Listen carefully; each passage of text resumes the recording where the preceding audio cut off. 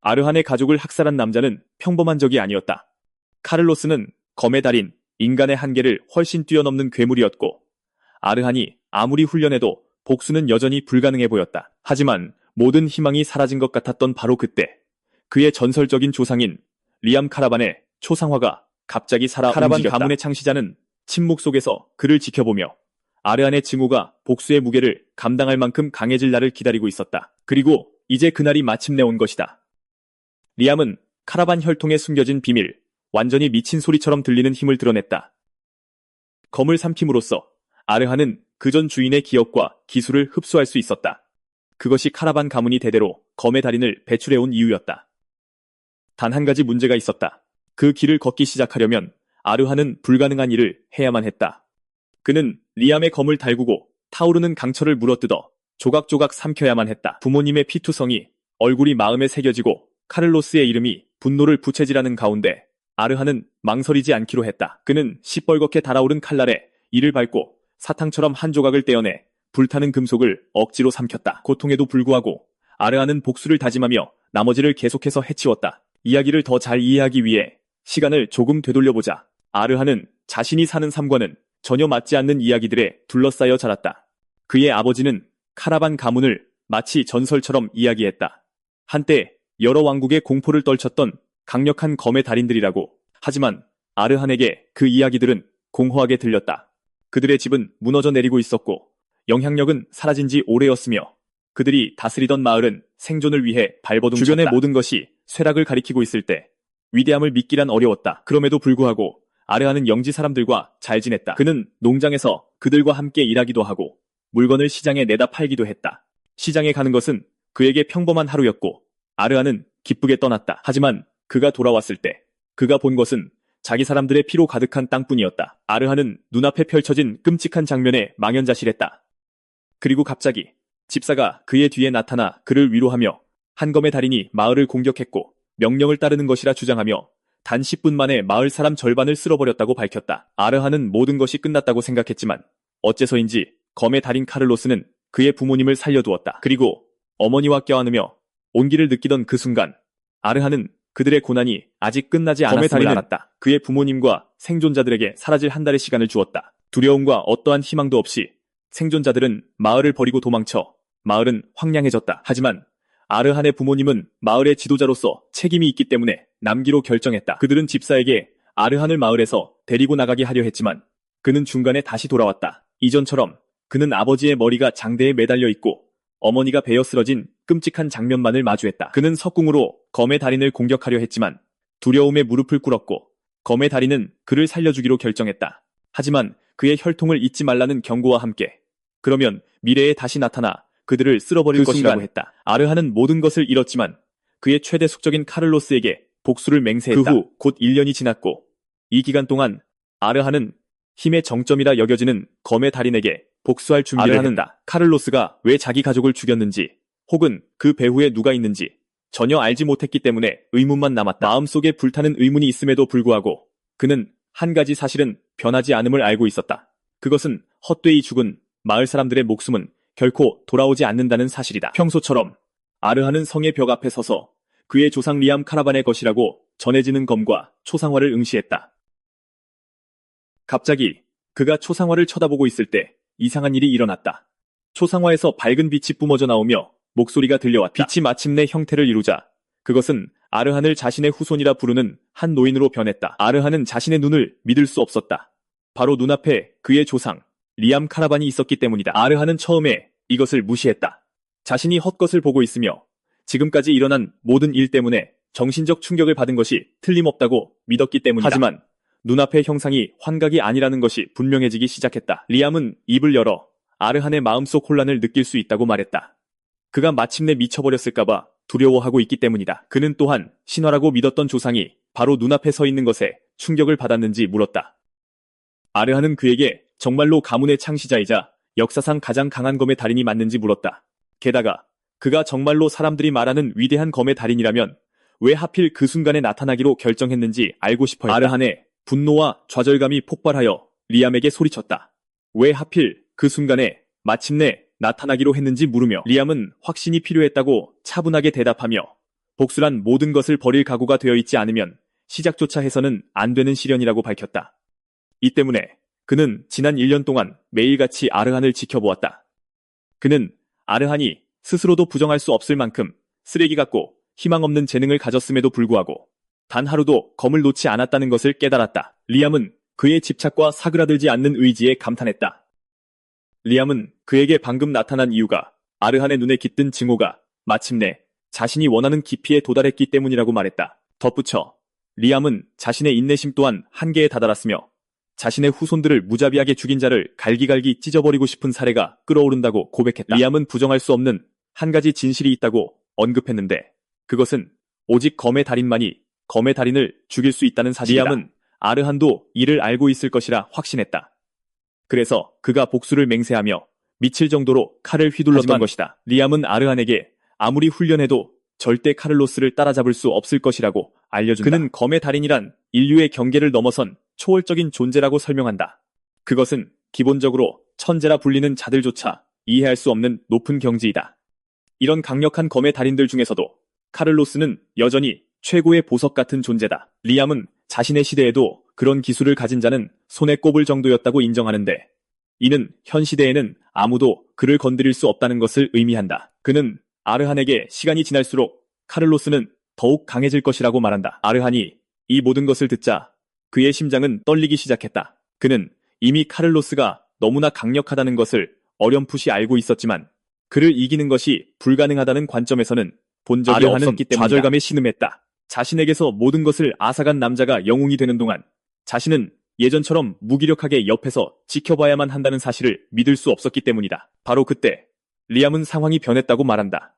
이제 자신이 아르한이 카를로스보다 더 위대해질 수 있도록 돕기 위해 여기 있기 때문이다. 리암은 아르한에게 자신의 후손들을 양처럼 죽인 쓰레기 카를로스에게 심판을 내리길 원한다고 말한다.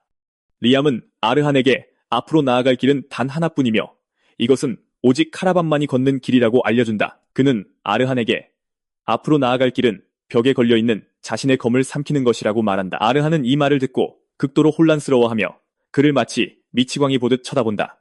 리암은 아르한을 대장간으로 데려가 카라반 가문에는 드워프의 피가 섞여 흐른다고 설명한다. 아르한이 리암의 검을 화로에 넣는 동안 리암은 계속해서 모든 것을 설명한다. 그는 자신이 드워프 혼혈이기 때문에 그 혈액 구성이 자신에게서 비롯되었다고 언급한다. 드워프의 피는 눈에 보이는 특성은 없지만 후손에게 전해지는 특별한 능력을 담고 있다. 그는 이 능력들이 검과 관련이 있다고 언급하며 검을 삼킴으로써 사용자의 기억과 기술을 자신의 것으로 흡수할 수 있다고 밝힌다. 이것이 기본적으로 카라반 가문이 매 세대마다 검의 달인을 배출하여 그토록 명망있고 위대한 가문을 이룩하게 한 힘이다. 아르한은 이 말을 듣고 놀랐다. 그는 항상 드워프가 금속과 불의 친구라고만 알았지 그런 이상한 능력을 가졌는지는 전혀 몰랐기 때문이다. 이야기가 터무니없고 혼란스럽게 들릴지라도 아르한은 진실은 오직 결과로만 증명될 수 있다는 것을 알고 있다. 그러자 아르한은 조금의 망설임도 없이 검을 삼키는 방법을 보여달라고 말하며 굳은 결의로 리암의 눈을 바라본다. 그러자 리암은 방법은 간단하다며 칼날이 살짝 부드러워질 정도로 뜨겁게 달구면 된다고 말한다. 그렇게 되면 그것을 물어뜯어 삼키면 된다. 망설임 없이 아르한은 자신이 미쳤거나 홀린 것은 아닌지 궁금해하면서도 이를 실행에 옮긴다. 하지만 그는 이 모든 것에 대해 신경 쓰지 않았다. 성공할 가능성이 조금이라도 있다면 그는 그것을 잡을 준비가 되어 있었기 때문이다. 아르한은 마침내 뜨거운 검에 턱을 내리치고 사탕처럼 그 일부를 떼어냈다. 그것을 삼키자 불타는 감각이 온몸을 훑고 지나갔고 그는 마치 불이 붙은 것처럼 고통스럽게 비명을 질렀다. 그는 손에 든 검을 떨어뜨리고 고통에 목을 부여잡으며 움직일 수 없게 되었다. 그는 땅에 쓰러졌지만 자신이 겪었던 끔찍한 일들을 생각하며 기절하기를 거부했다. 피웅덩이에 누워있던 부모님의 얼굴이 그에게 동기가 되었고 그의 증오의 중심에는 카를로스가 있었다.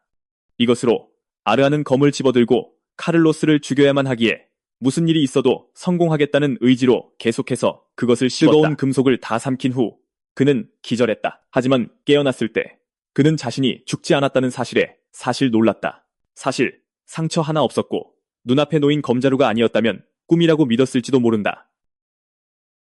바로 그때 그는 리암의 목소리를 들었다. 그의 약한 몸에 비해 의지력은 꽤 인상적이라고 칭찬하는 목소리였다. 아르한에게 그의 조상들 중 다수가 타는 듯한 고통을 감당하지 못해 보통 포기한다고 알려준다. 이제 그를 선명하게 보고 있으니 리암은 아르한이 아버지가 들려주던 이야기를 더는 단순한 신화로 치부하지 않고 분명히 믿을 것이라고 한다. 아르한은 크게 놀랐지만 마음을 가다듬고 리암에게 절하며 창시자님이라고 인사했다. 하지만 리암은 아르한에게 창시자가 아니라 스승님이라고 불러야 한다고 말한다. 다른 제자들이 그렇게 불렀기 때문이다. 아르한은 곧바로 그가 선호하는 호칭으로 바꾸어 부르며 그 앞에서 절하는 자세를 유지했다. 아르한은 검을 삼키면 힘을 얻을 것이라고 말한 사람이 그였기 때문에 이것이 아버지가 말하던 위대한 힘을 계승했다는 의미인지 물었다. 하지만 현재로서는 아무런 차이도 느끼지 못했고 리암은 사실 여기에 문제가 있다고 알려준다. 하지만 문제는 아르한 본인에게 있었죠. 리암은 아르한이 검을 삼켜 바로 마스터 레벨로 가길 원했던 것 같습니다. 하지만 세대를 거치며 피의 농도가 옅어져서 검을 흡수했음에도 아직 그 안의 힘을 소화하지 못합니다. 간단히 말해 리암은 그가 자신의 검의 정수를 온전히 흡수할 수 없다고 알려줍니다. 아르한은 이 말을 듣고 놀라지만 스승의 말은 무엇이든 따라야 하기에 있는 그대로 받아들입니다. 리암은 아르한이 과민 반응하지 않는 것에 충격받고 아르한은 자신의 몸이 약하다는 것을 이미 알고 있었다고 밝힙니다. 결과는 실망스러웠지만 그래도 다른 방법이 있다는 것에 적어도 안도합니다. 리암이 다른 방법이 무슨 뜻이냐고 묻자 아르한은 그가 지금 당장은 불가능하다고 말했던 것을 상기시키며 이는 미래의 어느 시점에는 그의 힘을 흡수할 수 있게 된다는 뜻이라고 말합니다. 또는 자신의 현재 힘 수준에 맞는 검을 찾을 수도 있습니다. 리암은 아르한의 놀라운 직관력에 감탄합니다.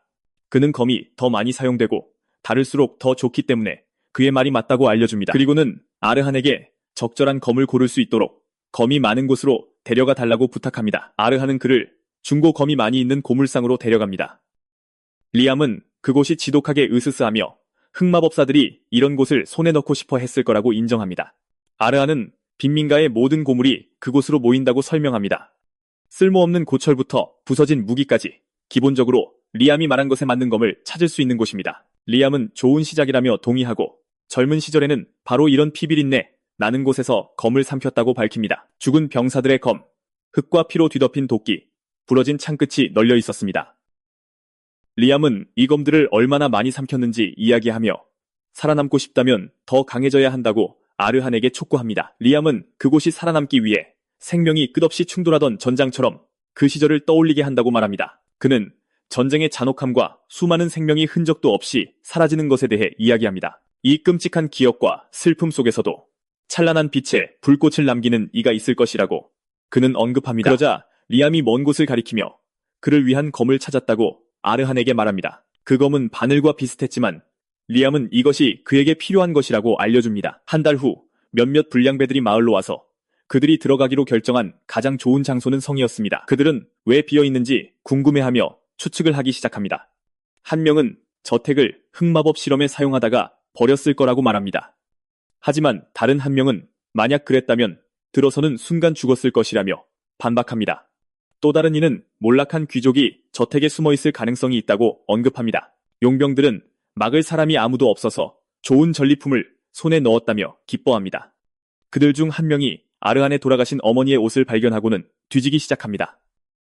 이는 약탈이 끝난 후 즐길 수 있는 여인이 그곳에 살고 있다고 믿는 무리를 유혹합니다.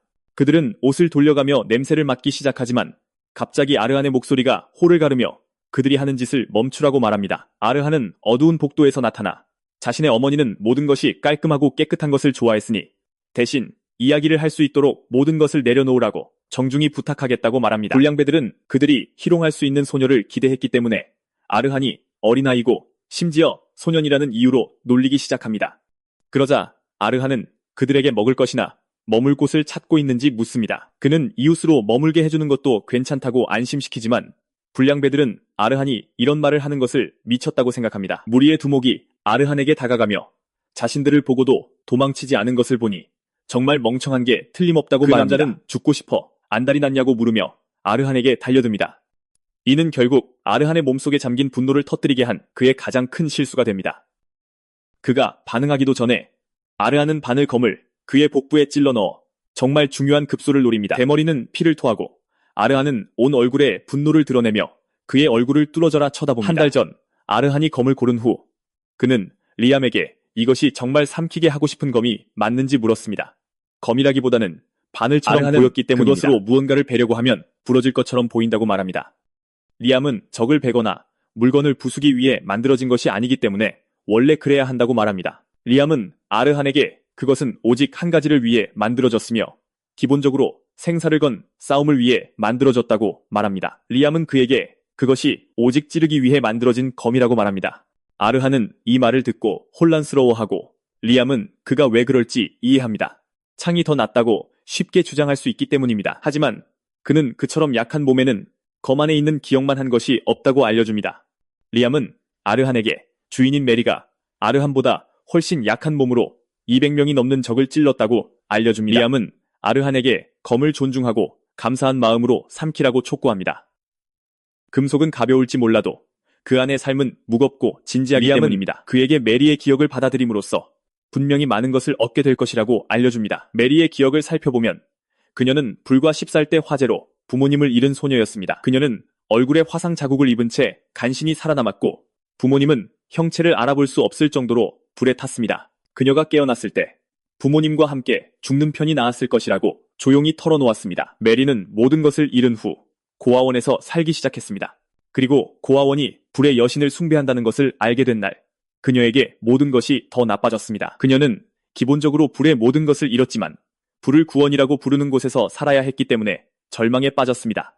고아원에서의 남은 나날은 끔찍했고 얼굴의 화상 자국 때문에 다른 아이들이 항상 그녀를 이상한 사람처럼 쳐다보면서 점점 더 나빠졌습니다. 그들은 그녀의 등 뒤에서 끔찍한 말들을 많이 했고 때로는 그녀가 그 말을 들어서 어느 순간에는 죽고 싶다는 생각까지 하게 만들었습니다. 메리는 항상 그 공포에서 벗어나기 위해 죽기를 바랐지만 어느 날 모든 것이 바뀌었습니다. 그녀는 숲에서 검술을 연습하던 검사 헤겔과 마주쳤습니다. 그의 검술은 거칠고 서툴렀지만 잠시나마 그녀의 고통을 잊게 할 만큼은 충분했습니다. 헤겔은 늙은 검사이자 전직 방랑기사로 수년 동안 고아원에서 일했습니다. 평소 같았으면 메리는 그 노인에게 말을 걸 용기가 없었겠지만 평소에 자신을 떨쳐내고 그에게 다가가 자신도 그처럼 될 수 있는지 물었습니다. 헤겔에게 정말 배우고 싶다고 말하고 이것이 그녀가 살고 싶어하는 첫걸음이 됩니다. 헤겔은 잠시 생각한 후 대답하며 메리에게 그녀가 보고 있는 것은 여자아이인 그녀의 삶에 도움이 될 수 없다고 말합니다. 그는 메리에게 손에 든 것과 같은 무기는 그것을 든 사람만 다치게 할 뿐이라고 말합니다. 그는 그녀를 단념시키려 하지만 그녀는 거절하며 헤겔에게 세상의 어떤 불도 다시는 자신을 두렵게 할 수 없도록 배울 수 있다고 말합니다. 인정하고 그녀를 항아리에 검들이 꽂혀 있는 방으로 데려갑니다. 그는 그녀에게 검 중 하나를 고르라고 하고 만약 그녀가 그것을 휘두를 수 있다면 가르쳐주겠다고 합니다. 메리는 반드시 휘둘러야 하는지 묻지만 헤겔은 그녀가 마침내 바늘 검을 가리킬 때까지 그녀의 질문을 이해하지 못합니다. 그녀는 헤겔에게 반격할 수만 있다면 상관없다고 말합니다. 그녀는 헤겔을 향해 검을 뻗고 그의 목을 겨누는 방식은 그에게 메리에게 뭔가 불길한 것이 있음을 알려줍니다. 현재 아르한은 대머리를 찌르고 그는 땅에 쓰러지며 동료들에게 공포의 물결을 보냅니다. 그들은 자신들의 눈을 믿고 싶지 않지만 아르한은 이제 협상은 끝났다고 말합니다. 지난 한 달 동안 리암이 아르한에게 가르친 모든 것은 검술에 관한 것이 아니었습니다. 기본적으로 몇 시간 동안 달려도 지치지 않도록 몸을 단련하는 방법이었습니다. 기본적으로 그는 어떤 검술도 가르치지 않았고 리암은 아르한이 어떻게 대머리를 정확하게 찌를 수 있었는지에 놀랐습니다. 이것은 리암에게 아르한이 검을 정말 잘 흡수하고 있음을 알려주며 카라반으로서의 그의 첫걸음을 알립니다. 아르한은 거미 갈비뼈 사이로 정확하게 들어가야만 닿을 수 있는 곳, 바로 폐를 찔렀던 것입니다. 아르한은 자신이 검과 관련된 모든 것에 대해 완전한 초보자라는 것을 알고 있으므로 그렇게 정밀한 찌르기를 할 수 있었을 리가 없습니다. 하지만 그는 검의 주인인 메리 덕분에 이것을 할 수 있었습니다. 메리의 기억으로 돌아가 보면 그녀가 바늘 검을 집어든 첫날부터 헤겔이 그녀를 가르치기 시작했습니다. 그는 그녀에게 서는 법, 검을 제대로 잡는 법, 싸우는 법, 그리고 살아남는 법을 가르쳤습니다. 헤겔의 아름다운 검술은 메리에게 힘을 주었고 그녀는 그 노인의 검술을 진심으로 사랑했습니다. 몇 년 후 헤겔은 임종을 앞두고 침대에 누워 메리에게 마침내 고아원을 떠나는 날 그는 메리에게 꼭 세상으로 나가라고 그녀에게 주는 마지막 교훈이라고 말하며 여정의 끝을 그녀와 함께 보낸 기쁨을 표현합니다. 메리는 은인이 서서히 죽어가는 것을 보며 눈물을 흘렸고 그의 마지막 말은 모든 것에 대해 메리에게 감사하는 것이었습니다. 그 후 메리는 헤겔의 마지막 말을 따라 고아원을 떠나 세상으로 나아갔습니다. 순식간에 메리는 용병 세계에서 이름을 알렸습니다. 그녀가 바늘 같은 검을 사용하고 젊은 여성이었기 때문에 그녀는 바느지라는 집시라는 이름을 얻었습니다. 메리의 기억이 그에게 흘러들어오면서 아르한의 눈에서 눈물이 흘렀고 그는 마침내 스승이 흡수에 대해 말했을 때 무슨 의미였는지 이해했습니다. 대머리는 아직 살아있고 살려달라고 애원하지만 아르한은 그의 울부짖음을 무시합니다. 그는 그에게 다가가 머리에 바늘을 찔러 넣어 일을 마무리합니다. 시작한 일은 끝내기로 마음먹었기 때문입니다. 이것이 그의 첫 살인이었음에도 불구하고 아르한은 아무것도 느끼지 못했습니다. 어떠한 감정도 없었고 그가 볼 수 있는 것은 오직 눈앞에 남은 상황, 즉 나머지 불량배들 뿐이었습니다. 대머리가 자신을 과소평가했기 때문에 기습할 수 있었다는 것을 알고 있지만 나머지에게는 해당되지 않으며 특히 자신이 수적으로 불리하다는 사실이 그렇습니다. 그는 불량배들도 이것을 알고 있을 것이라고 확신하지만 수가 더 많음에도 불구하고 왜 자신을 공격하지 않는지 이해할 수 없습니다. 그러자 리암은 아르한에게 그 무리가 겁에 질렸다고 말하며 아르한이 방금 보여준 움직임은 초보자의 움직임이 아니기 때문에 이해할 수 있다고 합니다. 리암은 어느 정도의 공포는 생존에 도움이 되지만 과도한 공포는 결국 판단력을 흐리게 만든다고 설명한다. 그의 말대로 불량배들은 어쩔 줄 몰라 하며 서로를 쳐다보고 어떻게 해야 할지 묻고 있다. 기본적으로 그들의 몸에 스며드는 공포가 아르한이 자신들보다 더 강하다고 믿도록 속이고 있는 것이다. 리암은 저 불량배들이 아마 아르한을 검에 능한 살인귀처럼 보고 있을 것이라고 설명한다. 이것이 그들이 믿는 것이기에 아르한은 그들의 공포를 현실로 만들어주기로 결심한다. 그가 무리를 향해 뛰어들자 그들은 스스로를 방어하려 하지 않고 공포에 얼어붙는다. 아르한은 그들의 강점을 가늠하며 주위를 맴돈다. 그는 그들의 필사적인 공격을 피한 후 목표물을 고른다. 아르한은 한 명에게 집중하여 그의 목에 검을 찔러 넣어 마침내 그의 생명을 끊는다. 알고 보니 헤겔이 언젠가 메리에게 여자이기에 한계가 있어 시간적 여유가 없다고 말한 적이 있었다. 아르한은 그 원칙에 따라 미친 듯한 민첩함으로 무리 주위를 뛰어다닌다. 상황상 약자이기에 아르한은 자신이 노출되기 전에 적을 쓰러뜨릴 기회가 기껏해야 2번뿐이라는 것을 알고 있다. 아르한은 목표를 정하는 순간 급소를 노려 검을 찔러 넣는다. 기본적으로 부족한 것을 메우려 하지 말고 가진 것을 빛나게 하는 상황인 것이다.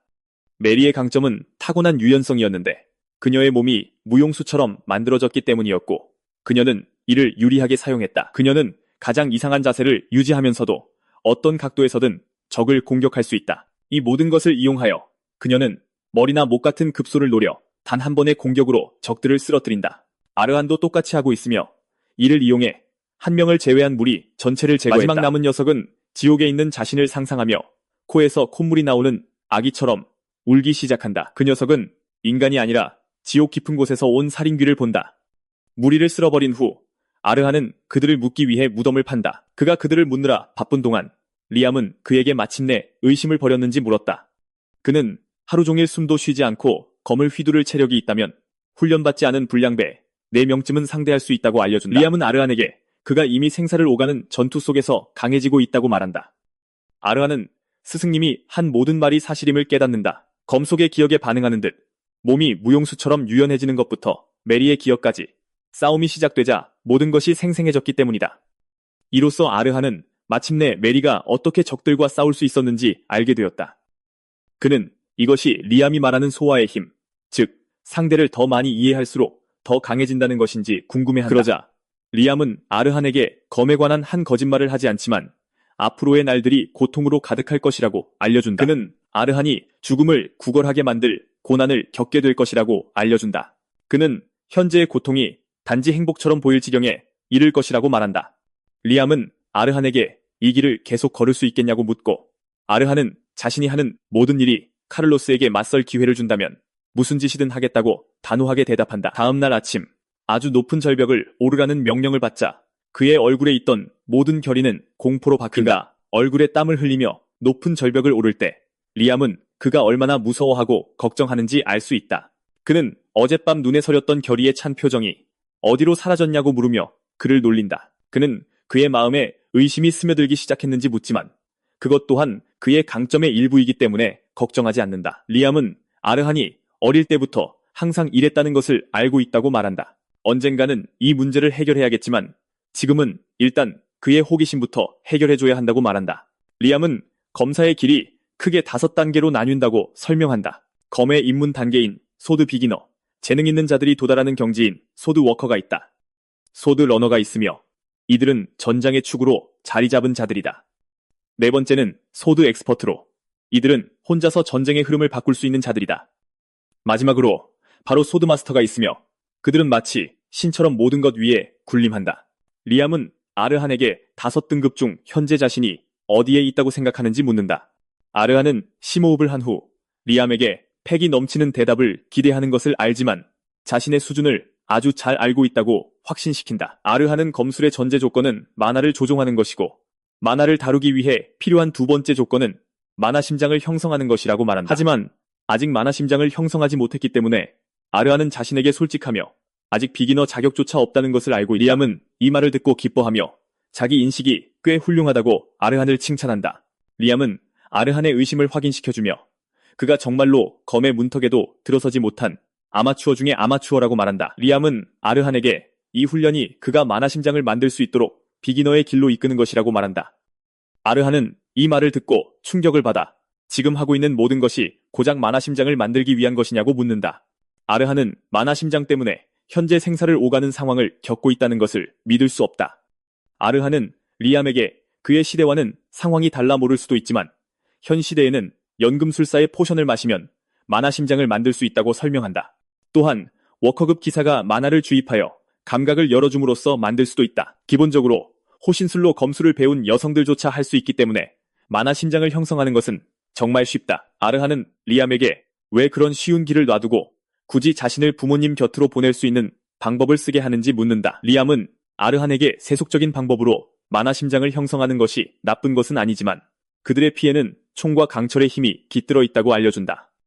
리암은 아르한에게 이 힘의 잠재력을 완전히 발휘하기 위해서는 튼튼한 그릇이 필요하며 이것이 보통 사람의 심장으로는 불가능한 이유라고 말한다. 그는 쓰레기 같은 마나 심장으로는 인간의 영역에만 도달할 수 있다고 언급한다. 하지만 아르한이 진정으로 소드 마스터의 길에 도달하고 싶다면 반드시 소유해야 할 것이 하나 있다. 리암은 그에게 필요한 것은 세상과 충돌해도 극힌 자국 하나, 남지 않을 만큼 강한 강철의 심장이라고 말한다. 리암은 이 강철의 심장을 형성하는 방법은 단 하나뿐이며 그것은 바로 그의 몸이 스스로 마나 심장을 갈망하도록 끝없이 자신을 죽음의 문턱까지 몰아붙이는 것이라고 말한다. 리암은 이 훈련이 고통스럽고 끔찍한 과정이기 때문에 자신의 제자 중 소수만이 이 훈련을 완수할 수 있었다고 인정한다. 하지만 그는 끝까지 모든 훈련을 견뎌낸 자들은 소드마스터가 되었다고 알려준다. 리암은 그에게 방금 한 말에 동기부여가 되었는지 묻는다. 아르한은 절벽 꼭대기로 계속 자신을 밀어붙이며 의욕이 넘친다고 대답한다. 리암은 그가 얻게 될 마나 심장은 다를 것이라고 장담하고 이것만으로도 아르한이 계속 나아갈 충분한 동기가 된다.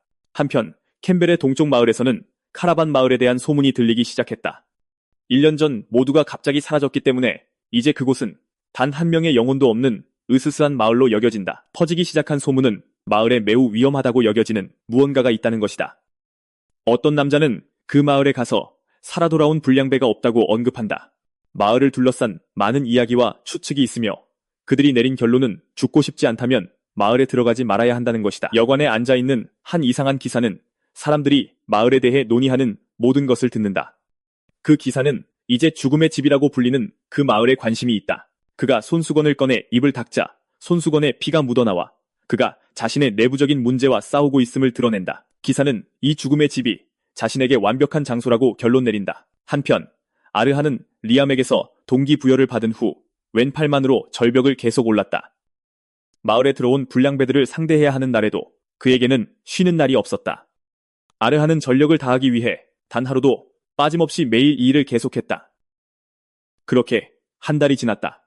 하지만 절벽을 오르는 끔찍한 훈련을 겪었음에도 불구하고 그는 여전히 마나 심장을 형성하지 못했다. 하지만 아르한은 자신에게 무언가 다른 점이 있다는 것을 알 수 있었다. 싸우는 동안 아르한은 변화 중 하나가 그의 감각이 미칠 듯이 날카로워졌다는 것을 알아차린다. 오감부터 싸움 중 판단력과 집중력까지 아르한은 엄청나게 향상되었다. 그가 바늘을 잡고 완전히 집중할 때마다 항상 싸우는 것이 마치 메리 자신인 것 같다. 아르한은 마치 적들이 시간에 얼어붙고 자신만이 움직이는 것처럼 그들 주위를 움직였다. 아르한은 쉽게 적들의 몸을 피가 새는 구멍으로 만든다. 이런 미친 변화의 이유는 아르한이 이제 만화를 느낄 수 있기 때문이라는 것이 밝혀진다. 숲에서 명상하는 동안 아르한은 아직 만화 심장을 형성하거나 소드 비기너에 도달하지 않고도 이 모든 것을 이룰 수 있었기에 스스로를 자랑스러워한다. 아르한은 이것이 오직 바늘의 힘 덕분에 가능하다는 것을 알고 있다. 아르한은 스승에게 다음 단계에 도달하면 어떤 종류의 힘을 갖게 될 것으로 예상되는지 묻는다. 리암은 비웃으며 아르한에게 아직 갈 길이 머니 나아졌다고 생각해서는 안 된다고 말한다. 하지만 그는 그의 질문에 대한 답을 해주겠다고 알려준다. 리암은 그가 만화 심장을 형성하여 이 힘의 깊이를 이해하는 소드 비기너가 되면 메리와 동등한 수준에 도달했다고 말할 수 있다고 설명한다. 이 단계에서 더 나아가 만화 심장에서 힘을 끌어낼 수 있다면 신체 능력을 강화하고 공방을 위한 영역을 구축할 수 있는 초인의 경지에 도달하게 될 것이다. 리암은 이것이 소드워커라고 불리는 단계라고 밝힌다. 비록 비기너 다음 단계이지만 그것을 마주하는 순간 둘 사이에는 엄청난 차이가 있다는 것을 깨닫게 될 것이다. 리암은 이것으로 그의 질문에 답이 되었는지 묻고 아르한은 그렇다고 대답한다. 하지만 아르한에게는 질문이 하나 더 있는데 그것은 그들의 영지에 막 정착한 남자에 관한 것이다. 아르한은 그를 지켜보고 있었고 리암에게 이 자가 소드워커인지 묻는다. 리암은 이를 확인하며 그 남자는 아르한이 지금까지 상대해 온 쓰레기들과는 차원이 다른 상대라고 말한다. 리암은 아르한에게 저 남자를 어쩔 셈이냐고 묻는다. 지금 네 실력으로는 그를 상대로 1초도 버티지 못할 것이기 때문이다. 아르한은 혹시 모를 모든 사태에 대비하며 아직 상황을 지켜보는 중이라고 답한다. 아르한은 리암에게 애초에 자신에겐 선택지가 없었다고 말한다. 그러자 리암은 그에게 싸움을 피하려면 이 영지를 버리는 선택지도 아직 남아있다고 말해준다. 하지만 아르한은 지금은 황량해졌을지언정 이곳은 모두와의 추억을 기억할 수 있는 유일한 장소이기에 그럴 수 없다고 답한다. 리암은 그의 고통을 이해하며 이 가혹한 세상에서는 힘만이 유일한 답이기에 반드시 강해져야 한다고 리암은 다그친다. 아르한에게 그의 소망을 연료 삼아 앞으로 나아가 진정 원하는 것을 손에 넣으라고 말한다. 리암은 그에게 고통을 힘의 원천으로 삼아 강철처럼 단단해져 다시는 누구도 내 말을 비웃지 못하게 만들라고 촉구한다. 나중에 아르한은 밤에 그와 마주치게 되는데 그는 죽고 싶지 않으면 한 발짝도 움직이지 말라고 명령한다. 이 대치 상황이 벌어지기 전 그 남자가 영지에 도착한 순간부터 아르한은 일과처럼 그를 지켜보고 있었다. 그 시간 동안 아르한은 중요한 사실을 알게 되었다. 마을에 빈집이 넘쳐나는데도 그 남자는 여전히 주인이 있는 것처럼 행동하며 작은 물건 하나 건드리지 않았다. 그는 가져온 보따리 하나만으로 간소하게 생활했으며 매일 저녁 생각에 잠겨 노을을 바라보거나 기도를 하며 시간을 보냈다. 결국 아르한은 그 남자가 기사라는 결론을 내렸고 리암도 그에 동의하며 워커의 경지에 이를 만큼 실력 있는 검사라고 말한다. 하지만 그는 보는 사람이 아무도 없는데도 엄격하게 규칙과 예의를 지키는 것에 놀란다. 리암은 이런 고지식한 사람은 기사들을 제외하고는 정말 드물다고 말해준다. 아르한은 그가 기사라면 정의를 추구하며 명예를 지켜야 하니 좋은 사람일지도 모른다고 말한다.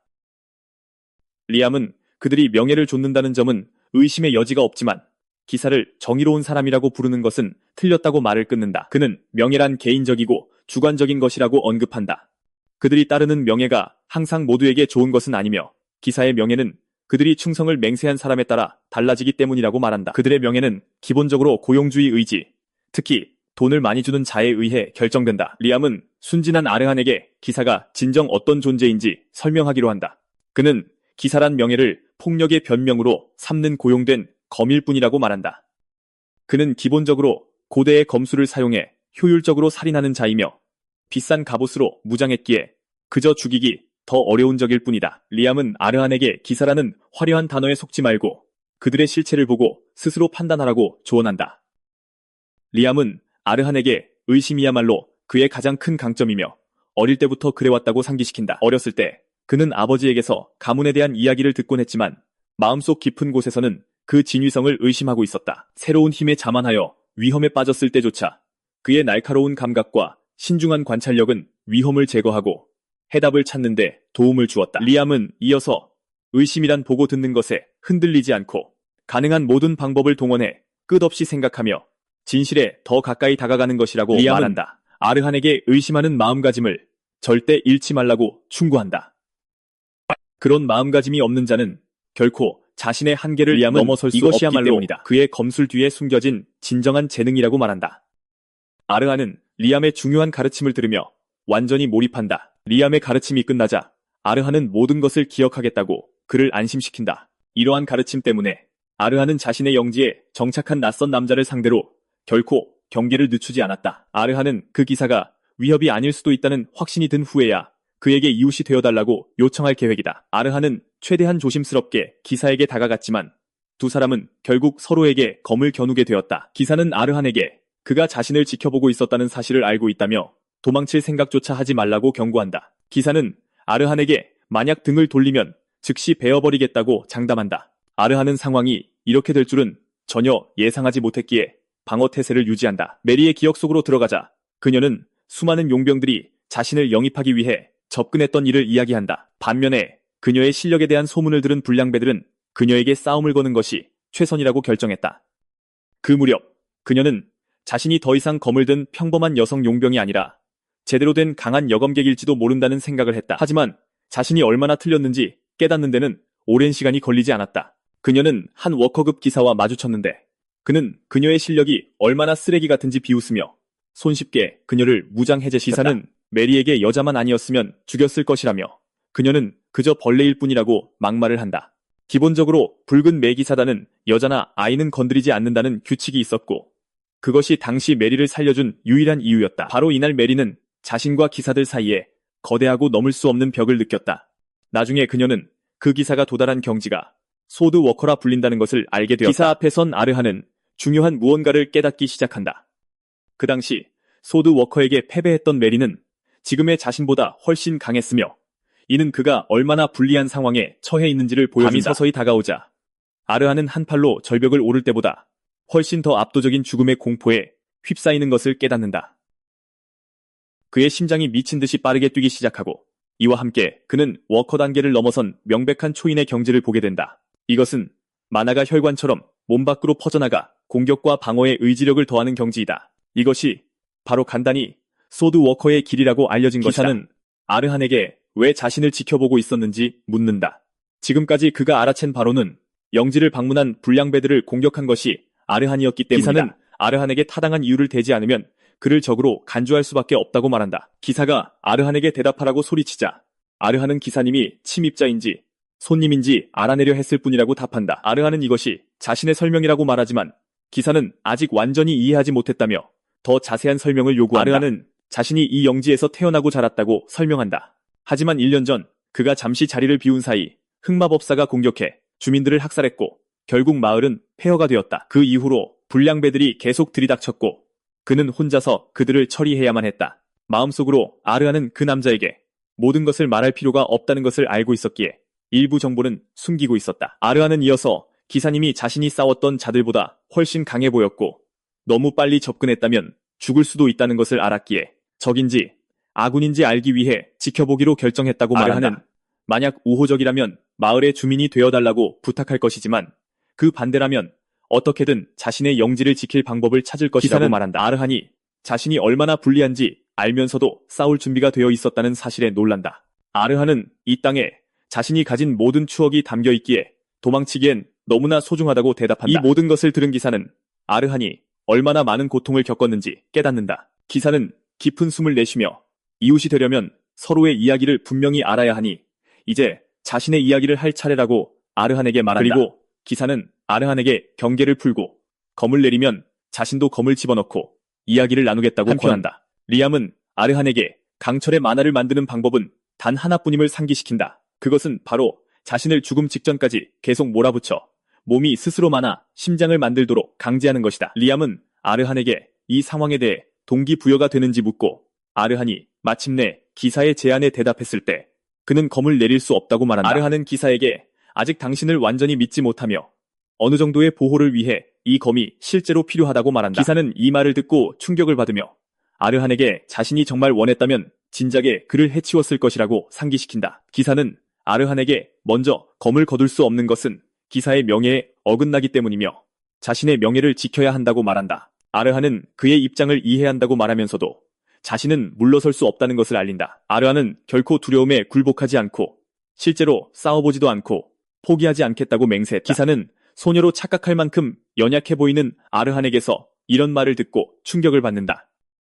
하지만 그는 아르한이 혹독한 훈련을 견뎌냈다는 흔적을 볼 수 있었다. 그리고 체구는 작지만 그의 균형 감각은 흠잡을 데가 없었다. 아르한이 검을 제대로 배우지 않았음에도 불구하고 기사는 그가 모든 힘을 첫 일격에 쏟아붓는 변칙적인 자세를 사용하고 있음을 깨닫는다. 기사는 모든 것을 분석하고 아르한이 자신에게 전혀 위협이 되지 않는 소년일 뿐이라는 것을 깨닫는다. 바로 그때 기사는 아르한이 자신을 향해 차가운 시선을 보내고 있음을 알아차린다. 그리고 지금까지의 상황으로 보아 어설픈 대답으로는 해결되지 않을 것임을 기사는 알고 있었다. 기사는 깊은 숨을 들이쉰 후 아르한에게 뛰어들며 그를 다치게 하지 않기 위해 손목을 쳐서 무장 해제시키는 것을 목표로 한다. 그가 아르한을 치려는 순간 아르한이 완전히 집중했고 다음 순간 기사는 자신의 검이 튕겨나간 것을 알아차린다. 아르한은 아직 초심자도 아니었기에 기사는 이 일이 벌어지자 아연실색한다.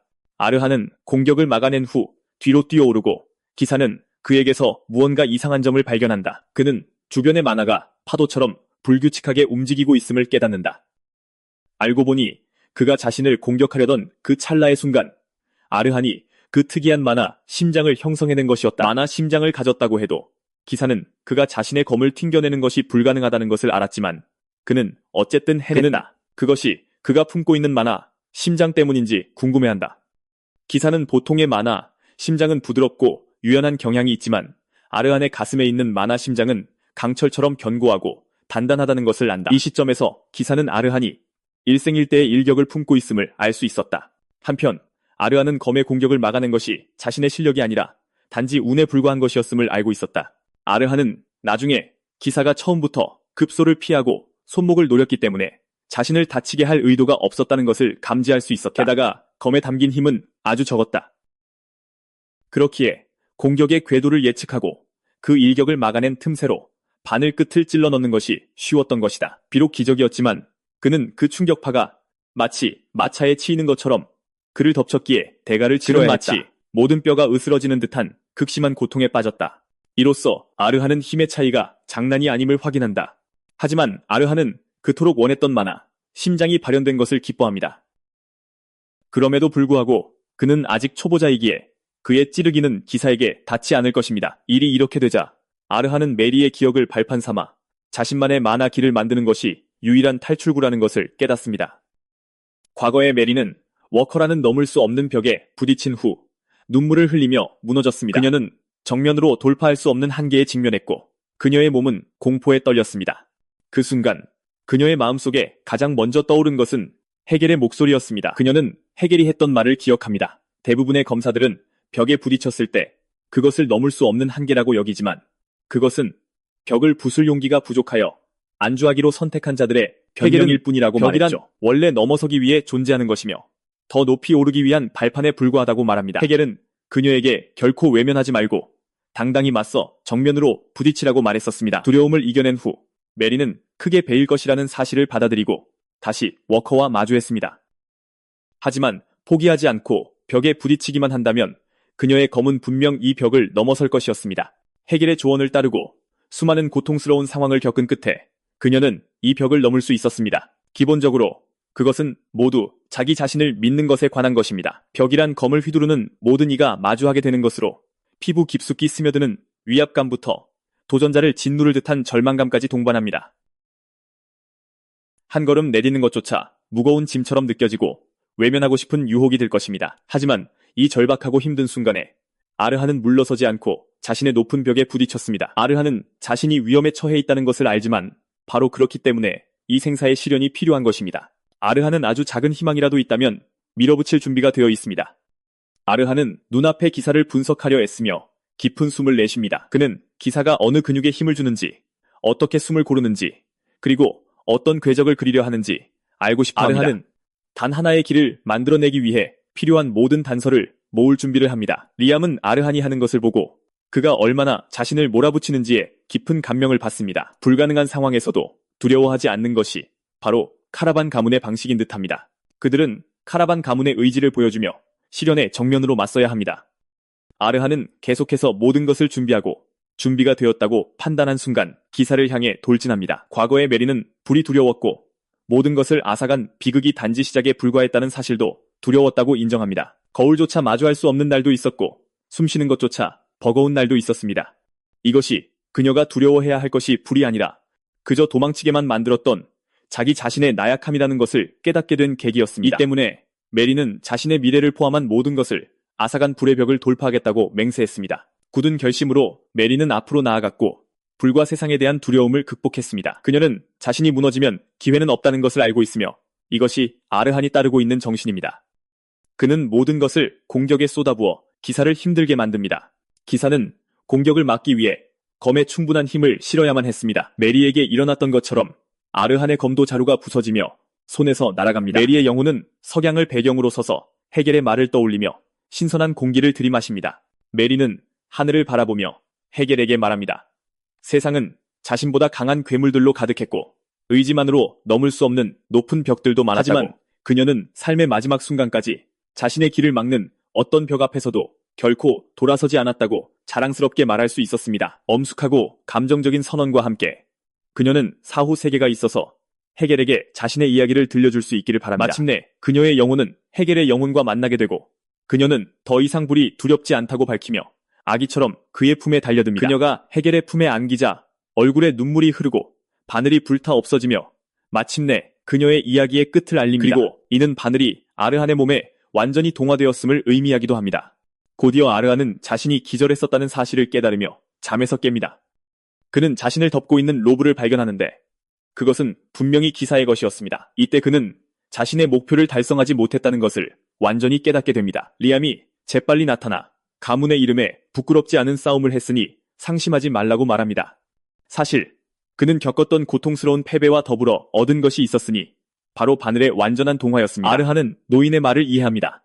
이제 그는 자신의 근육이 이전보다 더 유연해지고 감각은 야수처럼 날카로워진 것을 느낄 수 있었기 때문입니다. 기본적으로 그는 평생을 죽음의 문턱에서 살아온 베테랑 용병처럼 절벽을 한 단계 올라선 것입니다.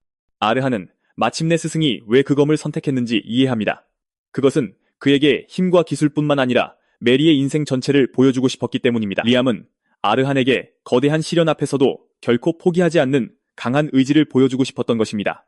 아르한은 리암이 처음부터 그냥 말해줄 수도 있었을 텐데 하며 미소 짓습니다. 바로 그때 기사가 멀리서 나타나 아르한이 깨어난 것에 안도감을 표합니다. 그는 마실 물을 가지러 잠시 자리를 비웠다고 말하지만 아르한은 그를 보자마자 즉시 방어 태세를 취합니다.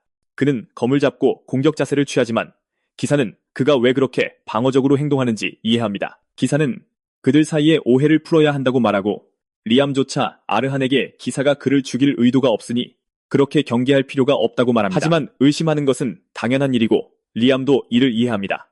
기사는 아르한에게 힘든 시간을 보냈다는 것을 이해하며 경계를 늦추지 않는 것이 당연하다고 말합니다. 하지만 자신의 이야기를 들어줄 수 있도록 경계를 낮춰줄 수 있겠냐고 묻습니다.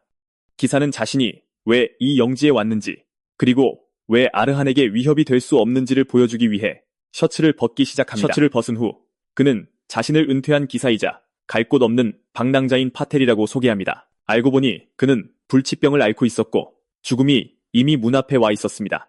그는 평생 의술을 연마한 고위 사제들이 기껏해야 한 달밖에 남지 않았다고 장담했다고 말합니다. 기본적으로 파텔은 그저 죽음을 기다리는 병든 남자일 뿐입니다. 이 비밀이 밝혀지자 파텔은 아르한에게 이제 자신의 이야기를 들어주겠냐고 묻습니다. 두 사람은 자리에 앉아 이야기를 나누지만 파텔의 뛰어난 검술과는 달리 그는 말솜씨가 없어서 말을 제대로 표현하는데 어려움을 겪었습니다. 하지만 그의 감정은 진실했고 아르한이 그에게서 느낀 것은 그가 불치병 진단을 받은 후 죽을 곳을 찾기 위해 충성을 맹세했던 기사단을 떠난 기사라는 것이었습니다. 파텔은 자신의 생명이 서서히 사라져가면서 짐이 되고 싶지 않았기 때문에 기사단을 떠났다고 말합니다. 그는 마지막 순간을 조용히 자신만의 시간으로 보내고 싶다고 말합니다. 그의 말을 모두 들은 후 리암은 아르잔에게 파텔이 말하는 동안에도 그의 심장이 병에 잠식당하고 있기 때문에 그의 말에서 어떤 거짓도 느껴지지 않는다고 말합니다. 병이 많아 심장을 침범하여 심장에 도달하는 순간 그가 마침내 죽게 될 것이라고 밝힙니다.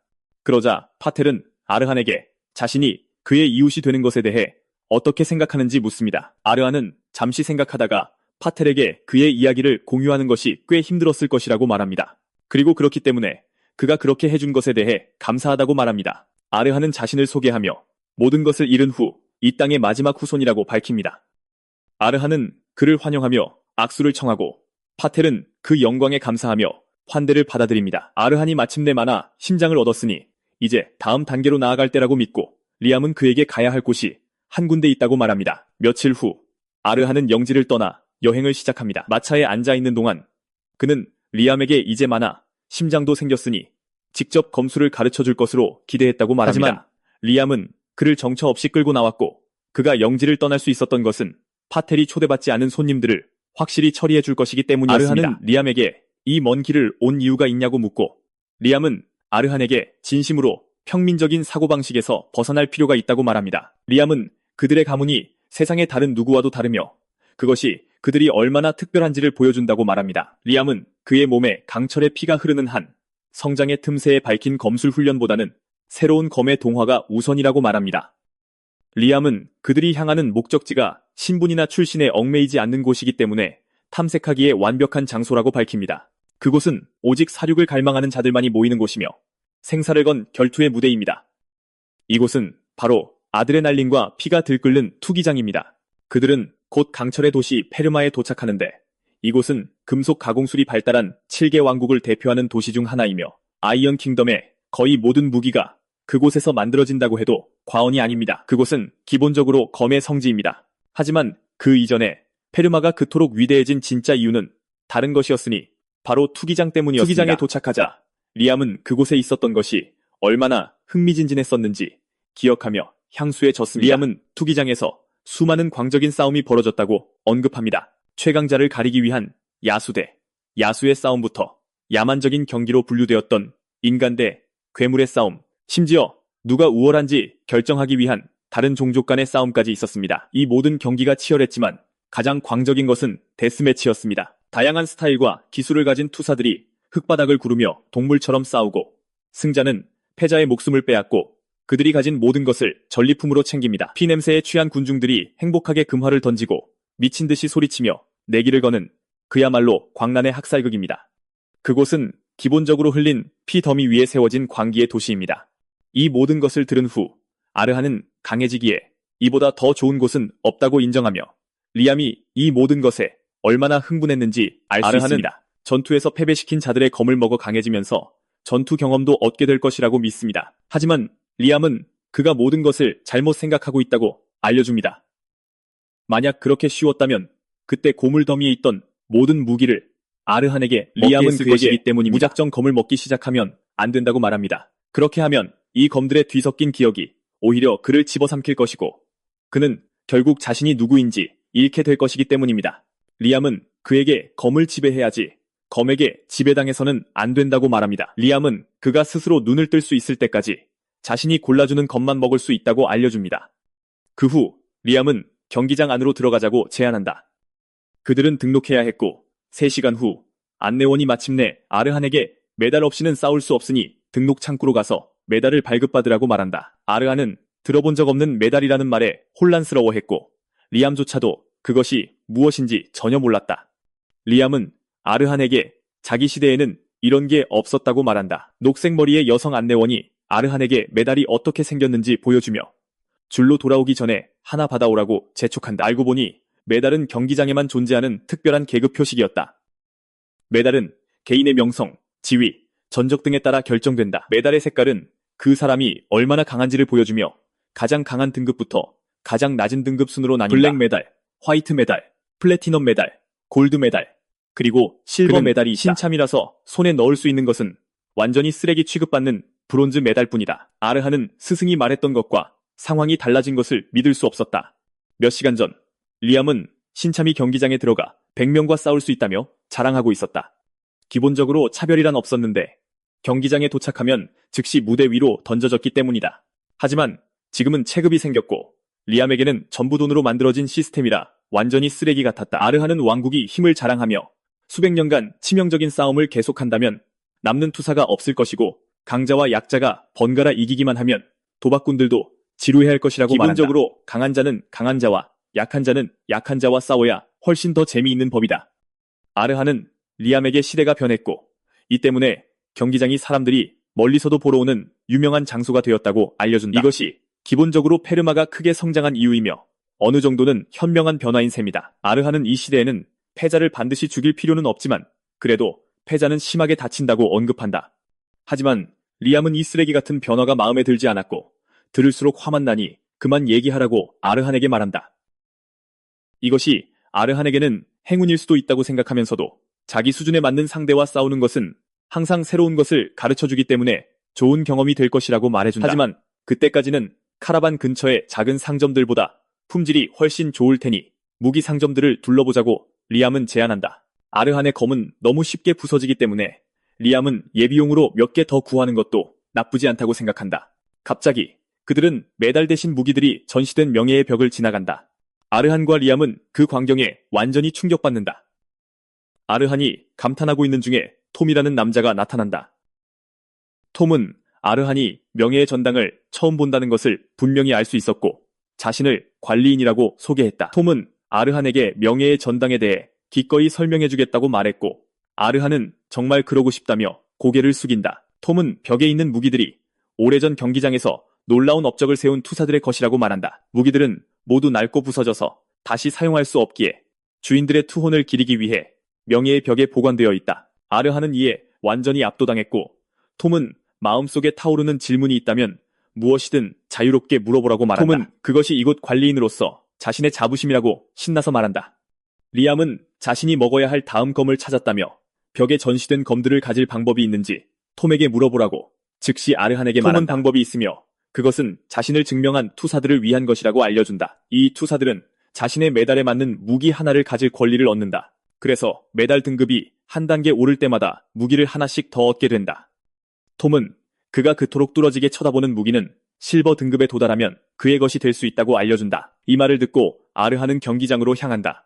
경기장 입구로 가는 복도를 지나면서 리암은 아르한에게 그 전당이 기본적으로 보물창고나 다름없다고 말한다. 리암은 다른 사람들에게는 낡고 쓸모없는 고물처럼 보일지 몰라도 아르한에게 그 검들은 순금과도 같다고 말한다. 리암은 아르한이 이제 랭크를 올려 좋은 검들을 손에 넣어야 하므로 단지 훈련을 위해서라도 경기장에 와야 할 이유가 많아졌다며 흥분한다. 리암은 그냥 모든 검을 훔치는 편이 낫겠지만 톰이 평범한 인물이 아니기 때문에 그건 거의 불가능하다고 말한다. 아르한은 톰이 그저 좋은 노인으로 보였기 때문에 이해하지 못했지만 리암은 아르한이 느낄 수 없는 거대한 격차가 둘 사이에 있기 때문에 자신이 본 것을 보지 못한 이유를 이해한다. 리암은 톰이 비록 반쯤 완성된 상태지만 자신의 만화를 갑옷으로 바꿔 완벽한 방어를 할 수 있다고 설명한다. 기본적으로 좋아 보이는 톰은 소드 엑스퍼트다. 아르한은 소드 엑스퍼트 등급이 소드 마스터 바로 아래 등급이기 때문에 이 말을 듣고 충격을 받는다. 아르한은 리암에게 톰처럼 강한 사람이 왜 관리인 일을 하려는지 묻는다. 리암은 그 정도 경지에 이른 사람들은 대부분 뭔가 이상한 구석이 있으니 놀라지 말라고 말한다. 리암은 나중에 전당을 털 것이라고 결론 내리고 아르한은 그가 위험을 알면서도 여전히 명예의 벽을 털 의도가 있다고 생각한다. 아르한은 자신이 언제 동의했는지도 몰랐다. 리암은 경기장에서 많은 것이 변했을지 모르지만 절대 변하지 않는 것들도 있다고 말을 잇는다. 평범한 투사처럼 도전하기 위해 계급, 명성, 이름을 버리고 얼굴을 가리는 것 같은 것들이 경기장의 오랜 전통이다. 아르한은 배경 없이 오직 투사 대 투사로만 싸우는 것이니 자신 또한 거리낌 없이 싸울 수 있어서 꽤 좋은 전통이라고 말한다. 그가 경기장에 막 들어가려 할 때 심판이 그를 멈춰 세우고 경기장에 들어가기 전에 닉네임을 말해야 한다고 한다. 아르한은 혼란스러워했고 리암은 투사로 설 때 외부의 칭호나 지위 같은 것들은 방해만 될 뿐이라 경기장에 들어오는 누구도 본명을 사용하지 않는다고 언급한다. 남자는 아르한에게 투사 인생에서 짊어질 가장 자랑스러운 이름을 말하라고 재촉하고 아르한은 잠시 생각한 후 자신이 원하는 이름, 즉 리암을 선택한다. 남자는 전에 들어본 적 없는 이름이라 놀라워하며 아르한에게 혹시 옛날 이야기 속 주인공 같은 이름이냐고 묻는다. 그럼에도 불구하고 그는 첫 싸움에서 승리가 그를 따르기를 바랄 뿐이다. 브론즈는 경기장에서 가장 약하기 때문에 브론즈 투사들 간의 싸움은 소액 도박꾼들의 관심만 끌 뿐이다. 브론즈 투사들은 값싼 오락거리에 불과하기에 아무도 신경 쓰지 않으며 그래서 관중들은 투사들을 응원하기보다 심한 야유와 모욕을 던진다. 아르한이 경기장에 발을 들여놓자마자 그곳에 있던 사람들이 그를 깎아내리기 시작했다. 그들은 그를 곧 목이 날아갈 비쩍 마른 패배자라고 부른다. 리암은 그들이 모욕을 외치는 것에 놀라지 않는데 강자가 모든 것을 지배하는 철의 왕국에서는 약자에 대한 존중이 없기 때문이다. 리암은 아르한에게 모욕의 영향을 받느냐고 묻지만 그는 아니라고 대답한다. 리암은 그 말을 듣고 안도하며 그가 전장에 자신의 이름을 내걸었으니 카라반 가문의 모든 역사와 명예를 짊어지고 있는 것이라고 아르한에게 상기시킨다. 아르한은 리암에게 그것을 알고 있으며 그래서 무슨 일이 있어도 이겨야 한다고 확신시킨다. 아르한은 커다란 무기를 든 거대하고 무서운 상대에게 다가간다. 심판은 관중들에게 약골이 무엇인지 보여주기 위해 나온 두 신참의 경기에 오신 것을 환영한다고 말한다. 심판은 아르한이 완전 초짜라고 언급하며 관중에게 그를 리암이라고 소개한다. 반면에 그의 상대인 타미르는 데뷔 이후 마주친 모든 투사를 죽여온 투사다. 심판은 이 싸움이 여신 레프레에게 바쳐진다고 말을 잇는다. 심판이 소개를 채 마치기도 전에 타미르가 아르한에게 욕설을 퍼붓기 시작하며 기억에 남지도 않고 약해 빠진 멍청한 닉네임이라고 말한다. 테미르는 아르한에게 무기를 쓰는 것은 시간 낭비일 뿐이라며 자랑한다.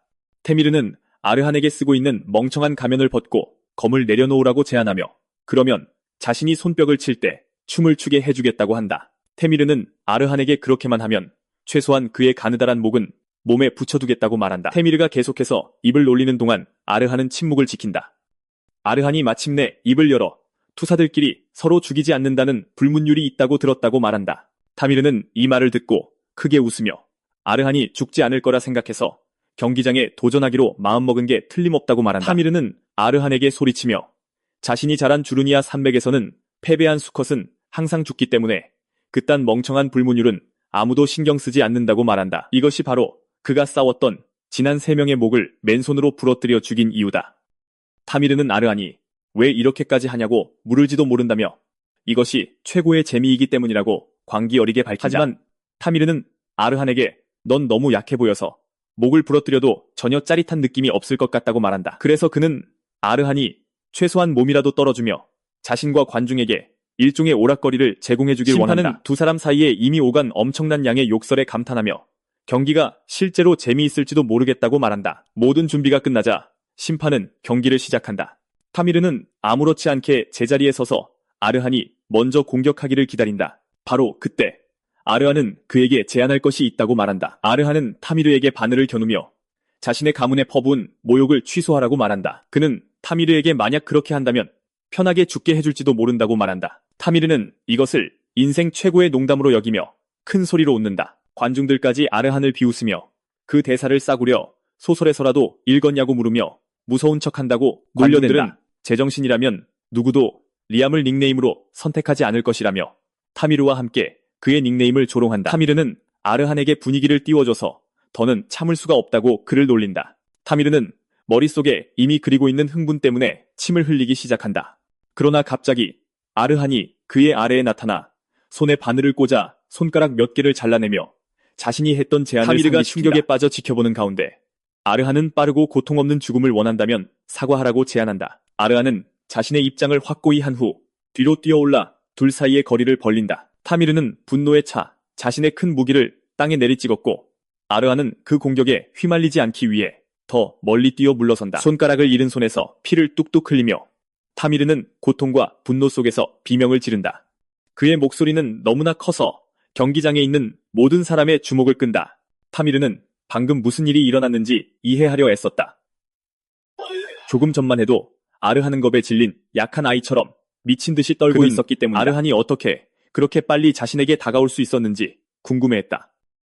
타미르는 문득 아르한이 자신의 경계심을 풀게 하려고 일부러 약한 척했을지도 모른다는 생각이 들었다. 아르한은 그의 생각을 읽고는 경기장은 애들 장난하는 곳이 아니라고 말한 건 바로 너였다고 상기시키며 이걸로 자기를 비겁자라고 부를 거냐고 묻는다. 타미르는 고통과 좌절감에 신음하며 아르한에게 개자식이라고 욕을 퍼붓는다. 그는 분노에 차 아르한에게 달려들며 그를 갈기갈기 찢어버리겠다고 위협한다. 타미르는 미친 듯이 아르한에게 검을 휘두르지만 아르한은 유연한 몸으로 공격을 쉽게 피한다. 아르한이 종이 한 장 차이로 자신의 모든 공격을 쉽게 피하자 타미르는 걱정하기 시작한다. 대체 어떤 놈을 만난 건지 의아해하며 그의 몸에 공포가 스며들기 시작한다. 마치 거대한 뱀이 밀폐된 공간에서 그를 압도하는 것 같았다. 타미르가 알아채기도 전에 아르한은 그의 하체를 노려 다리에 검을 찔러 넣는다. 타미르는 즉시 상황의 심각성을 느끼지 못하고 아르한에게 힘껏 검을 휘두른다. 하지만 아르한은 이전처럼 공격을 피한다. 아르한은 차가운 시선으로 사마귀처럼 뒤로 뛰어오른다. 바로 그때 타미르는 한꺼번에 모든 고통을 느끼기 시작한다. 그의 손에서 검이 떨어지고 다리를 제어할 수 없게 되자 고통 속에 땅으로 쓰러진다. 고통에 뒹구는 놈에게 아르한이 다가가 그가 말했던 것처럼 멍청한 투구를 벗고 자기 박수에 맞춰 춤을 추라고 말한다. 타미르가 했던 말을 그대로 반복하는 아르한은 완전히 무서워 보였다. 목숨을 잃을 지경에 이르자 타미르는 아르한의 제안을 받아들일 수밖에 없었다. 하지만 아르한이 가까이 다가오자 그는 몰래 술을 쓰려 한다. 그는 왼손으로 검을 잡으려 하지만 아르한이 그의 왼손에 바늘을 찔러 넣어 완전히 으스러뜨린다. 타미르는 고통에 신음하고 아르한은 다음 결정이 마지막이 될 수 있으니 신중하게 생각하라고 촉구한다. 즉시 타미르는 조심하지 않으면 아르한이 정말로 자신을 죽일 것이라는 것을 깨닫는다. 그는 굴복하고 아르한에게 사과하기 시작하며 그의 이름을 모욕한 것에 대해 미안하다고 말한다. 타미르는 아르한에게 살려달라고 애원한다. 그리고 이로써 타미르는 패배를 인정한다. 처음에는 지루했던 경기장이 방금 목격한 재미있는 경기를 축하하며 즉시 열광의 도가니로 변한다. 경기장의 모든 사람들은 한 가지에 동의했는데 그것은 아르한이 최근에 본 브론즈 등급 투사 중 최고라는 사실이었다. 아르한에게 돈을 건 사람들은 이제 큰 돈을 벌었기 때문에 가장 행복해했다. 그들은 아르한의 이름에 접두사를 붙여 꼬마 검투사 리암이라고 부르며 그를 칭찬하기 시작한다. 사람들이 아르한을 환호하자 경기장 전체가 흥분으로 들썩인다. 알고 보니 톰도 그 경기를 지켜보고 있었고 아르한이 평범한 사람이 아닐 것이라는 자신의 의심이 맞았다는 것에 기뻐한다. 톰은 마치 첫 경기에서부터 엄청난 함성을 이끌어낼 수 있는 유망한 투사와 친구가 된 것 같아 미소를 짓는다. 동시에 톰은 경기장에서의 과도한 관심이 때로는 독이 될 수 있기에 걱정한다. 알고 보니 아르한의 경기를 지켜본 영향력 있는 사람들이 있었고 그들은 이미 자신들의 계략을 꾸미고 있었다. 며칠 후 녹색 머리의 직원이 나타나 아르한에게 충격적인 사실을 전한다. 그녀는 경기장이 그를 마음에 들어하며 이 때문에 매우 드문 기회인 실버 등급 승급전을 제안할 의향이 있다고 말한다. 그 여자는 리암에게 도전할 의향이 있는지 묻는다. 알고 보니 타미르와의 데뷔전 이틀 후 그 기간 동안 3경기가 있었고 아르한은 침착하고 효율적인 방식으로 모든 경기에서 승리했다. 아르한은 이 제안이 그 경기들에서 자신이 싸운 방식을 그들이 마음에 들어 했기 때문이라는 것을 알아차린다. 하지만 그는 그들이 순수한 친절 때문에 이 제안을 하는 것이 아니라고 생각하며 그 배후에 다른 무언가가 있다고 확신한다. 규칙은 간단하며 그들이 선택한 선수와 싸우기만 하면 된다고 말한다. 가장 좋은 점은 경기장에서 단 3분만 버티면 되기 때문에 열심히 싸울 필요가 없다는 것이다. 분명히 싸움이 시작된 후 3분을 버티면 그는 자동으로 승리한다. 직원은 이것이 그리 자주 오지 않는 매우 드문 기회라고 말한다. 게다가 실버 등급이 되면 이전보다 더 강한 상대와 싸울 수 있게 된다는 것은 상식이다. 이뿐만 아니라 단 3분간의 전투에서 살아남는 것만으로도 훨씬 더 높은 대전료를 받게 될 것이다. 직원은 매일 오는 기회가 아니라고 상기시키며 아르한에게 제안을 어떻게 할 것인지 물을 때 정말 교활해 보였다. 그러자 리암은 아르한에게 경기장에는 신인 밝기라는 오래된 전통이 있는데 그와 같이 똑똑하고 유능한 신인들을 짓밟기 위해 존재한다고 말한다. 그것은 먹잇감의 칼날이 부러지고 몸이 망가지는 것을 보며 쾌감을 느끼는 역겨운 관중들의 뒤틀린 쾌락을 위해 만들어진 특별한 경기장 이벤트다. 기본적으로 승급을 미끼로 먹잇감을 유인한 다음 공개적으로 망신을 주기 위해 그들보다 훨씬 강한 상대와 싸우게 한다. 리암은 아르한에게 망신당하고 싶지 않다면 제안을 거절하는 것이 더 나을 것이라고 말한다. 어차피 평범한 승급 기회는 나중에 또 올 것이기 때문이다. 리암이 아르한에게 대답을 묻자 아르한은 리암에게 가장 뻔한 답을 알았어야 했다고 말한다. 그것은 상대가 누구든 도전을 받아들이겠다는 것이다. 그가 도전을 수락한 지 이틀 후 경기장에서 그에게 검은 신부라는 별명을 가진 상대가 누구인지 밝히는 편지를 보냈다. 검은 신부는 최고 아카데미를 졸업했으며 실버 등급에서 단 한 번도 패배한 적이 없다. 검은 신부는 기본적으로 소드 워커들 사이에서 진정한 강자이다. 그리고 아카데미는 쓰레기 같은 인재를 배출하지 않기 때문에 아카데미 수료증만으로도 기사가 될 기회를 얻을 수 있는데 이는 최고의 엘리트 훈장과 간단히 말해 검은 신부는 모든 면에서 아르한보다 앞서 있다. 아르한은 검은 신부에 대해 조사해봤는데 그들은 모든 싸움을 지배하며 모든 상대를 다시는 싸울 수 없게 만든다는 사실을 밝힌다. 리암은 경기장 놈들이 그를 위해 이 정도로 준비했다면 경기장에서 3분을 버티는 것이 그에게 큰 과제가 될 것임을 깨닫는다. 리암은 아르한에게 넌 완전히 망했다고 비웃듯이 말한다. 아르한은 검은 신부가 파텔보다 그렇게 강할 리 없다고 생각하며 리암에게 그렇게 심각하냐고 묻는다. 비록 파텔이 지금은 병들고 약하지만 그는 한때 가장 강력한 소드워커 중 한 명이었다. 하지만 리암은 그에게 그때의 상황과 지금의 상황은 전혀 다르다고 알려준다. 그는 파텔이 자신에 대한 존중으로 시합 중에 힘을 아꼈지만 검은 신부에게서는 그런 호의를 기대할 수 없다는 것이 뻔하다고 아르한에게 알려준다. 이 말을 듣는 것만으로도 아르한은 자기 목이 날아가는 상상을 할 수 있었고 상황을 더 악화시켜준 리암에게 고맙다고 말한다. 하지만 그는 리암이 검에 관한 한 절대 거짓말을 하지 않는다는 것을 안다. 동시에 아르한은 자신에게 많아 심장과 메리의 기억이 있기 때문에 기회가 있다고 생각한다. 단 3분만 버티면 되기 때문에 아르한은 해낼 수 있다고 생각한다. 갑자기 후드를 쓴 사람이 그의 말을 가로막고 경기장 이름으로 그를 부른다. 이 이상한 친구는 망토를 벗어 자신이 여자임을 드러낸다. 아르한은 그 여자에게서 압도적인 기운을 느끼고 그 자리에서 공포에 사로잡힌다. 그는 그 여자와 그녀의 검을 자세히 살펴보고 이때 바로 검은 신부가 여자라는 것을 알아차린다. 아르한은 검은 신부가 다가오는 동안 아무 말도 하지 못하고 자신이 리암이라는 사실을 부인하려 한다. 검은 신부는 한숨을 쉬며 그가 상황을 참을 수 없이 짜증나게 만들고 있다고 말한다. 그녀는 무기를 잡고 검을 뽑을 준비를 한다.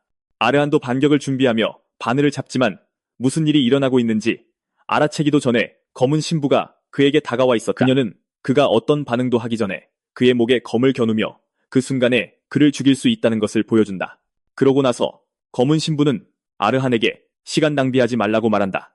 그의 주변에 뻔한 단서들 덕분에 그가 리암이라 불리는 사람이라는 것을 하지만 알기 때문이다. 검은 신부는 아르한에게 두려워할 이유가 없다고 말한다. 그저 제안을 하러 왔을 뿐이라고. 아르한이 무슨 제안이냐고 묻자 그녀는 그가 경기를 포기했으면 좋겠다고 말한다. 경기를 강행하는 것은 어리석은 짓이기 때문이다. 검은 신부는 아르한에게 그의 밝은 미래가 보이며 그것을 지켜주고 싶다고 말한다. 아르한이 만약 싸우고 싶다고 고집하면 어떻게 되냐고 묻자 검은 신부는 냉정하게 그 대가를 치러야 할 것이라고 말한다. 그날 밤 늦게 고민에 빠진 아르한은 톰을 만나기 위해 명예의 벽으로 향한다. 톰은 그가 그렇게 늦은 밤에 나타난 것에 놀라며 왜 왔는지 묻는다. 아르한은 예고 없이 나타나는 것이 무례하다는 것을 알지만 뻔뻔한 부탁이 있다며 늦게 온 것에 대해 사과한다. 진지하고 단호한 표정으로 아르한은 톰에게 명예의 벽에서 검을 빌릴 방법이 있는지 묻는다. 검은 신부가 다녀간 후 리암은 그녀의 재능이 이 시대에 완전히 낭비되고 있다며 뚜렷한 감탄과 함께 그녀가 떠나는 것을 지켜본다. 그는 대부분의 소드 워커들이 벽에 부딪혀 무너지지만 검은 신부는 성장을 가로막는 것이 없기 때문에 다르다고 설명한다. 약간만 밀어주면 그녀는 다음 경지로 승천할 수 있으며 이는 그녀를 한 세대에 한 번 나올까 말까 한 천재로 만든다. 웬만해선 칭찬을 하지 않는 리암에게서 이런 수준의 칭찬을 듣자 아르한은 망연자실한다. 아까 검은 신부가 거의 자기 목을 벨 뻔했던 것을 떠올리며 그는 그들 사이의 격차가 단지 큰 것이 아니라 완전히 절망적이라는 것을 깨닫는다. 하지만 여전히 물러선다는 것은 그의 사전에 없었기에 그는 그녀와 맞서기로 결심한다. 아르한이 포기를 거부하자 리암은 시간을 낭비하지 않고 그에게 두 번째 검을 찾으라고 재촉한다. 그날 밤 아르한은 명예의 전당에서 톰을 만나 검을 빌려달라고 부탁한다. 톰은 잠시 망설이다가 그것이 검은 신부와의 결투와 관련이 있는지 묻는다. 아르한은 톰이 벌써 그 소식을 들었다는 것에 놀라고 톰은 그 싸움이 가장 유망한 두 검투사 간의 대결이기 때문에 이미 소문이 불처럼 퍼졌다고 알려준다. 하지만 톰은 배후에서 무슨 일이 일어나고 있는지 명확히 꿰뚫어 보고 있다. 경기장은 아르한을 승급시키려는 것이 아니라 명백히 그를 함정에 빠뜨리고 있는 것이다. 검은 신부가 아직 그가 싸워야 할 상대가 아니라고 설명하며 그를 설득하려 한다. 그녀는 동대륙에서 온 천재이자 철의 왕국 3대 아카데미의 수석 졸업생이며 투기장에서는 무패의 강자이기 때문입니다. 그래서 톰은 아르한이 잠재력 있는 훌륭한 검사일지라도 흑의 신부 같은 벅찬 상대와 맞붙을 때가 아니라고 생각하는 것입니다. 그는 아르한에게 다른 전투를 통해 경험을 더 쌓고 그런 강자를 견딜 힘을 기른 후에 그녀에게 도전하라고 다시 한번 조언합니다. 그것이 살아남으면서도 멋진 싸움을 보여줄 수 있는 유일한 방법이라고 그는 믿습니다. 아르한은 잠시 톰의 말을 생각하더니 조언에 대해 간단히 감사 인사를 전한 후 여전히 흑의 신부와 싸우고 싶다고 선언합니다. 진정한 악동처럼 그는 자신의 비기인 감정 조종술을 발동합니다. 떨리는 손과 불안한 목소리로 그는 상을 받을 만한 설득력 있는 연기를 펼칩니다. 그는 두렵다고 인정하지만 두려움에서 도망치고 싶지는 않다고 주장합니다. 그러고는 과거 전사들의 영혼이 자신에게 용기를 줄 것이라며 전당에서 검을 빌려달라고 요청합니다. 거래를 성사시키기 위해 그는 살아남으면 검을 정당하게 얻는다는 윈윈 제안을 합니다. 그리고 만약 죽는다면 톰이 그냥 자신의 시체에서 가져가면 된다고요. 그리고 만약 그것으로 부족할까봐 아르한은 불평 없이 거절을 받아들일 것처럼 행동하며 잠시 마지막 수를 내적 둡니다. 갈등을 겪던 톰은 결국 굴복하고 그를 위해 규칙을 어기기로 동의합니다. 그는 아르한이 진정한 전사의 혼을 가졌기에 이 예외를 받을 자격이 있다고 믿습니다. 연기를 멈추기는커녕 아르한은 한술 더 떠서 문제가 되지는 않을지 다시 묻습니다. 이것이 톰에게 결정타를 날렸고 톰은 완전한 확신을 갖고 그를 안심시킵니다. 이 시점에서 톰은 이미 감정적으로 아르한이 감사하며 연신 고개를 숙이는 동안 리암은 옆에서 아주 즐겁게 지켜봅니다. 그는 심지어 아르한이 검술보다 연기에 더 재능이 있을지도 모르며 연예계에서 큰돈을 벌었을 거라고 평합니다. 모든 준비가 끝나자 아르한은 두 번째 검을 삼키고 그 힘을 자신의 것으로 만들 생각에 들떠 있습니다. 다음 날 오랫동안 기다려온 결투가 시작되자 투기장은 흥분으로 들썩입니다. 피에 굶주린 관중들이 함성을 지르는 가운데 그녀의 상징인 어두운 신부 복장을 한 흑의 신부가 전장에 들어섭니다. 하지만 마쿠에서는 상황이 훨씬 더 사악합니다. 투기장은 이미 그녀에게 아르한을 완전히 짓밟고 그냥 이기는 것이 아니라 최고의 재미를 위해 그의 팔다리 중 하나를 가져오라고 지시했습니다. 처음에 그녀는 망설임 없이 거절하지만 보상이 동대륙의 전설적인 용검이라는 사실이 밝혀지는 순간 모든 것이 바뀝니다. 그 검은 그녀의 고향 검사들에게 깊은 의미를 지니고 있으며 오랫동안 그녀가 쫓아온 것이기 때문입니다. 그런 제안에 직면하자 그녀는 침묵에 빠지고 직원은 이를 수락으로 받아들이며 관중에게 걸맞은 쇼를 보여달라고 재촉합니다. 동의했음에도 불구하고 흑의 신부는 완전히 무정하지는 않았고 양심에 따라 사전에 아르한을 만나 빠져나갈 길을 제안합니다. 그녀는 그에게 기권하고 다가올 일을 피할 기회를 주었지만 그가 여전히 투기장에 나타나자 실망합니다. 아르한이 전장에 자리를 잡자 그녀는 다음에 일어날 일은 모두 그의 책임이라고 마지막으로 경고하기 시작합니다. 하지만 그녀가 검을 뽑으려 준비할 때 섬뜩한 기운이 그녀를 덮칩니다. 그녀는 공기 중에서 짙은 피비린내를 느끼지만 그것이 아르한에게서 나온다고는 믿기 힘듭니다. 그녀가 모르는 것은 그 기운이 아르한이 방금 삼킨 두 번째 검, 즉 자신만의 자유를 개척한 피에 젖은 전사가 휘둘렀던 크라우드시티의 무기에서 나온다는 것입니다. 크라우드시티는 한때 몰락한 공화국에 속한 아름다운 명소였지만 독립 후 6대 자유도시 중 하나가 되었습니다. 그 당시에는 아름다움과 번영으로 가득 찬 낙원으로 알려져 있었습니다. 하지만 이제 그 도시는 자유와 희망이 서민들에게는 사치인 우울한 악몽으로 변했기에 그런 모습은 사라진 지 오래입니다. 이 몰락은 끝없는 탐욕을 가진 귀족들로부터 시작되었습니다. 그들은 먼저 도시의 영토를 황금 제국이라는 외세 강대국에 팔아넘겼고 그 후에도 계속해서 자신들의 백성을 착취했습니다. 결국 그들은 레드뱅크에서 대출을 받기 위해 기본적인 인권까지 팔아넘기기 시작했고 도시 전체를 막대한 빚더미에 빠뜨렸습니다. 이 때문에 크라우드시티의 시민들은 노예나 다름없는 신세로 전락했습니다. 인권은 존재하지 않게 되었고 사람들은 끊임없는 고통을 견뎌야만 했습니다. 이 느린 파멸을 지켜보는 이들 중에는 도시가 절망 속으로 더 깊이 가라앉는 것을 그저 지켜볼 수밖에 없었던 팡이라는 남자가 있었습니다. 그는 거리에서 구걸하다가 맞아 죽는 아버지들과 자식들을 살리기 위해 몸을 파는 어머니들을 보았습니다. 하지만 팡은 약값을 감당할 수 없어 여동생이 단순한 열병으로 죽었을 때 모든 것이 바뀌었습니다. 그 순간 그의 내면에서 무언가 무너졌고 그는 왜 도시의 모든 사람들이 저항 없이 그런 잔인한 운명을 계속 받아들이는지 그의 의문을 품기 시작했습니다. 어느 날 공개 처형 중에 예기치 않게 찾아왔습니다. 그 죄수는 자신을 괴롭히던 술 취한 관광객에게 맞서 싸웠다는 이유만으로 사형을 당하고 있었습니다. 보통 도시 내의 폭력은 무시되었지만 피해자가 외국인이었기 때문에 당국은 그 시민을 본보기로 삼기로 결정했습니다. 상황이 얼마나 명백히 불공평했음에도 불구하고 아무도 항의하러 나서지 않았습니다. 사람들은 그 결과를 너무 두려워했고 어떤 저항이든 외국인들로부터 더 가혹한 대우를 받을 뿐이라고 생각했습니다. 하지만 처형 이후 예상치 못한 일이 일어났습니다. 도시는 섬뜩한 침묵에 빠졌고 며칠 동안 그 침묵은 계속되었습니다. 마치 평화로 위장한 깨지기 쉬운 긴장감이 땅 전체에 퍼진 것 같았습니다. 하지만 그것은 평화가 아니라 한때 시민들을 얕보았던 관광객들과 외국인들이 그저 조심하고 있었을 뿐입니다. 왜냐하면 그들이 한때 쓰레기 취급했던 바로 그 사람들이 이제는 맞서 싸울 수 있다는 것을 보여주었고 그 깨달음이 그들의 마음에 두려움을 심어주었기 때문입니다. 처음으로 균형이 바뀌었습니다. 그리고 이로부터 팡은 강력한 결론에 도달했습니다. 그는 사람들을 묶고 있는 사슬이 단지 그들에게 강요된 것만이 아니라 그들 자신의 두려움과 안주에 의해 유지되고 있다고 믿었습니다. 만약 그들이 진정으로 변화를 원했다면 그 사슬은 오래전에 끊어졌을 수도 있었습니다. 하지만 그는 또한 자유에는 대가가 따른다는 것을 이해했습니다. 그것은 유혈 사태를 필요로 할 것이고 누군가는 그 짐을 져야만 했습니다. 이 현실을 받아들인 팡은 암살자로서 그림자 속으로 들어가 심판을 내리는 자가 되기로 결심했습니다. 그는 크라우드 시티가 잃어버린 자유와 낙원을 되찾을 수만 있다면 기꺼이 자신의 손에 피를 묻힐 각오가 되어 있었습니다. 그리고 이제 팡의 바로 그 무기는 아르한이 삼킨 것으로 이 결투에서 그가 전세를 뒤집는데 도움이 되기를 바랍니다. 곧이어 아나운서가 무대에 올라 오랫동안 기다려온 전투의 시작을 공식적으로 선언하자 관중들 사이로 흥분의 물결이 퍼져나갑니다. 신부는 조용히 아르한의 기운을 살피며 그를 처음 봤을 때 용병의 분위기를 풍겼던 것을 떠올립니다. 하지만 지금 그의 기운은 거대한 피에 강해 몸을 담근 자의 것처럼 느껴집니다. 그녀는 이제 아르한이 어둠과 피에 둘러싸인 암살자처럼 보인다고 생각합니다.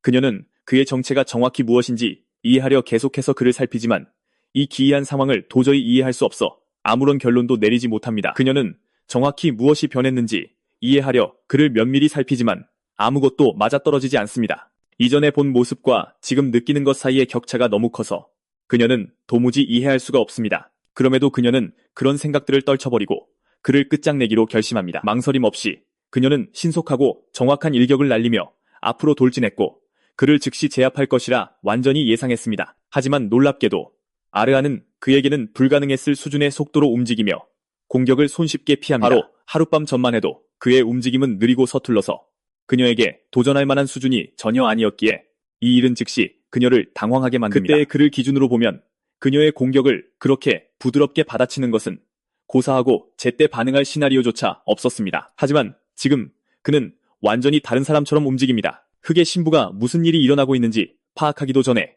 아르한은 거리를 좁히며 한 손에는 바늘검을, 다른 한 손에는 암살자의 검을 들고 공격합니다. 그들의 칼날이 부딪히자 흑의 신부는 훨씬 더 불안한 무언가를 알아차리기 시작합니다. 그의 호흡과 움직임의 흐름마저도 마치 완전히 다른 사람의 것인 양부자연스럽게 느껴집니다. 공방이 계속되면서 아르한은 그녀의 속도를 따라가며 손쉽게 그녀의 공격에 맞춰나갑니다. 그에 관한 모든 것이 그녀가 아는 것과 모순되면서 그녀의 혼란은 더욱 깊어질 뿐입니다. 그녀 앞에 서 있는 것은 이전의 미숙한 전사가 아니라 훨씬 더 위험한 존재였고 그녀는 아르한의 정체가 무엇인지 의문을 품게 됩니다. 그녀의 질문을 무시하고 모든 공격을 정확하게 피하면서 계속해서 반격하여 흑의 신부가 그의 전투 스타일을 신중하게 분석하게 만듭니다. 용병과 암살자처럼 동시에 싸우기 때문에 그의 움직임이 특이하다는 것을 재빨리 알아차립니다. 그의 움직임은 지체 없이 계속해서 바뀌어 다음에 무엇을 할지 예측하기가 극도로 어렵습니다. 스타일 간의 매끄러운 전환이 그녀의 타이밍을 망가뜨리고 잠시 동안 아르한에게 우위를 점하게 합니다. 그 자신도 자신이 얼마나 발전했는지 알 수 있었고 이미 검술 초보의 수준을 넘어섰다는 것을 깨닫습니다. 하지만 그가 얼마나 인상적으로 보이든 간에 아르한은 자신이 하고 있는 것이 무모한 연기에 불과하다는 것을 뼈저리게 알고 있습니다. 그는 완전히 자신의 것이 아닌 움직임을 억지로 하고 있다는 것을 알고 있었고 그의 두려움이 현실이 되기까지는 그리 오랜 시간이 걸리지 않았습니다. 흑의 신부는 점차 적응하더니 곧 그의 리듬을 깨고 그를 뒤로 밀어붙입니다. 그에 대한 분석을 끝내자 그녀는 이미 그를 파악했다는 것을 분명히 하며 남은 속임수가 더 있는지 차분하게 묻습니다. 동시에 관중들은 흥분으로 들끓습니다. 그들은 아르한 같은 일개 브론즈 등급의 검사가 무패의 흑의 신부를 상대로 버텨냈다는 사실에 충격을 받습니다. 그의 최근 승리들은 이미 그에게 주목을 받게 했고 이제 더 많은 사람들이 그가 결투에서 살아남는데 돈을 걸고 있습니다. 일부는 그가 실제로 이길지도 모른다고 믿기 시작하는 반면 다른 이들은 경험 없는 검사가 그녀처럼 무자비한 자를 이길 방법은 없다고 여전히 확신합니다. 그럼에도 일부 관중은 그를 응원하고 다른 이들은 그저 그가 시궁지처럼 죽는 대신 적어도 더 인상적인 방식으로 죽기를 바라면서 환호성은 더욱 커집니다. 주변의 환호에도 불구하고 아르한은 다음 수를 계획하며 불안해합니다. 그는 팡의 칼날에서 뿜어져 나오는 압도적인 살기와 그 안에 깃든 짙은 피비린내를 느낄 수 있습니다. 그 순간 리암은 아르한에게 용병의 바늘검과 암살자의 검, 양쪽에서 오는 감각을 완전히 받아들이라고 촉구합니다. 그는 그들의 삶은 완전히 달랐지만 두 무기 모두 같은 목적을 공유한다고 설명합니다. 그것들은 사용자보다 더 강한 적들을 상대하기 위해 만들어졌으며 투쟁에서 태어난 검들입니다. 하지만 리암은 그에게 암살자의 삶을 흡수하는 것은 특히 그처럼 경험 없는 자에겐 쉽지 않을 것이라고 통제력을 잃으면 검이 역으로 그를 집어삼킬 수 있다고. 그는 아르한에게 팡의 삶을 이해하고 받아들여 자신의 것으로 만들라고 조언한다. 그 말을 되새기며 아르하는 마음을 다잡고 깊게 숨을 쉬기 시작한다. 숨을 쉴 때마다 만화가 몸 안에 흐르기 시작하며 평정심을 되찾도록 돕는다. 이를 알아챈 리암은 진짜 싸움은 이제 막 시작됐을 뿐이라고 말한다. 그는 흑의 신부가 첫 탑에서 이미 그의 능력을 분석했기에 더는 봐주지 않을 것이라고 설명한다. 이제부터 그녀는 진심으로 싸울 것이다. 아르하는 투기장에는 숨을 곳이 없다는 사실에 상황의 심각성을 금세 깨닫는다. 암살자의 강점은 그림자에 있기에 게다가 그에게 큰 약점이었다. 이제 완전히 집중하고 있어 기습의 이점마저 사라졌다. 뚜렷한 이점이 없자 그는 3분의 제한 시간이 다할 때까지 거리를 벌려 시간을 끄는 것만이 유일한 방법이라고 결론 내린다. 그 생각에 따라 아르하는 재빨리 몇 걸음 뒤로 물러나 둘 사이의 거리를 넓혔다.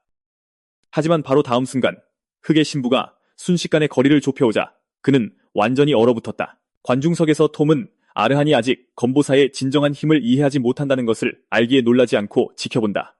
그 경지에 이르면 투사들은 만화를 바깥으로 뻗어 길을 만들어 공수를 모두 제어하며 상대를 압도할 수 있었다.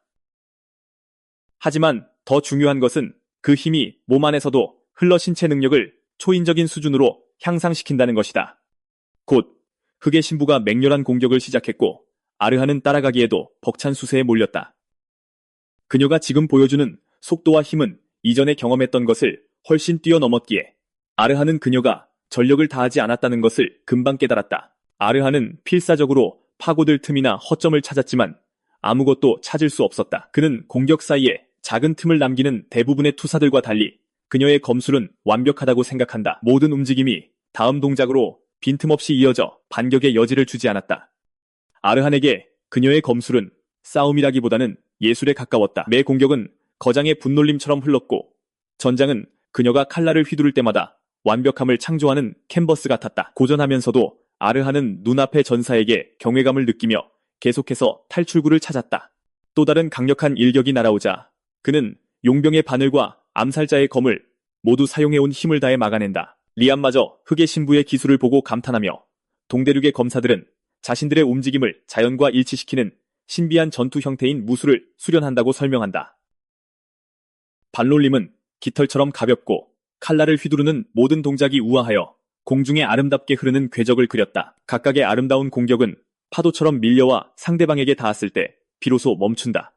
아르하는 완벽한 칼날을 계속 피하지만 안전하다고 생각한 순간 흑의 신부가 그의 정중앙을 꿰뚫는 경로를 그려낸다. 그리고 강력한 도약과 함께 그녀는 자신의 걸작을 마무리하기 위해 앞으로 돌진한다. 하지만 다가오는 공격의 강렬한 압박은 아르한을 암살자 팡이 삶 속으로 밀어넣는다. 팡의 기억 속에서 그는 썩어가는 군중의 도시로 돌아가 팡이 자유를 향한 길에서 그리고 부패한 귀족들과의 싸움에서 흘려야 했던 피, 매 공격 후에 끊임없는 죽음의 감각과 피비린내를 느낀다. 그러던 어느 날 팡은 추격을 피하려다 막다른 길에 갇혀 탈출로가 없다는 것을 알게 된다. 그의 앞에는 감당할 수 없는 수준의 상대가 서 있었고 유일한 생존 방법은 탈출뿐이었다. 그리고 이제 그마저도 사라졌다.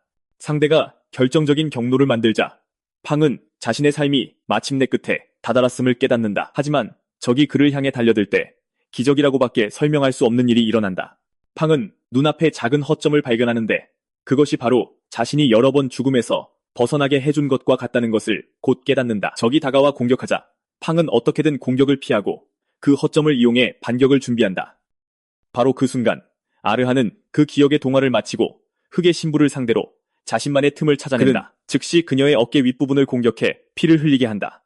흑의 신부는 아르한이 반대편 끝으로 달려가자 놀란다. 그는 마침내 암살자들이 어떻게 가장 극한의 상황에서도 살아남는 방법을 찾아내는지 이해했다. 이것은 그 혼자서는 이룰 수 없었을 일이며 천재 암살자의 기억이 있었기에 가능했다. 흑의 신부는 아르한이 불과 몇 초 만에 자신의 완벽하게 그려진 경로를 돌파한 것에 놀란다. 그러나 그녀가 아르한의 갈비뼈에 남긴 치명적인 공격은 그가 한계에 다다랐다고 확신하게 만든다. 아르한은 복부의 고통을 뼈저리게 느끼며 얼어붙는다. 그는 흑의 신부가 마찬가지로 숙련된 검보사였던 팡의 상대에 비해 압도적인 적수라고 생각한다. 그녀는 아르한의 치명상을 피했을 뿐만 아니라 순식간에 그에게 피해를 입히기까지 했다. 그 공격 때문에 아르한의 갈비뼈는 약간만 움직여도 부러질 것 같아서 그는 그 자리에 얼어붙어 있었다. 부상당한 상태에서 아르한은 용병이나 암살자의 기술을 쓸 수 없을까 두려워했고 거리를 벌려 시간을 버는 것은 더욱 불가능했다. 선택지를 분석한 후 그는 결투를 포기하는 것이 최선의 행동 방침이라고 결론 내린다. 그는 굴욕적일지라도 이 길을 택하는 것을 잠시 고려한다.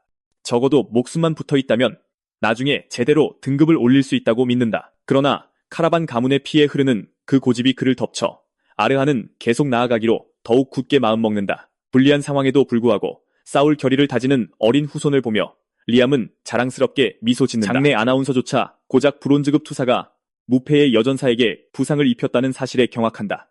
그는 아르한이 부상당한 상태로 계속 싸울 생각인지 궁금해하기 시작한다. 그가 다음 라운드를 준비하는 것을 보고 아나운서는 아르한이 그토록 끈질긴 투지로 스타가 될 자질이 있음을 깨닫는다. 그래서 그는 관중을 열광시키며 아르한에게 승리까지 약 10초가 더 남았다고 외친다. 아르한과 흑의 신부가 마지막 대결을 벌이는 동안 리암은 천재의 자질이 없다고 믿는 자신의 어린 후손을 지켜본다.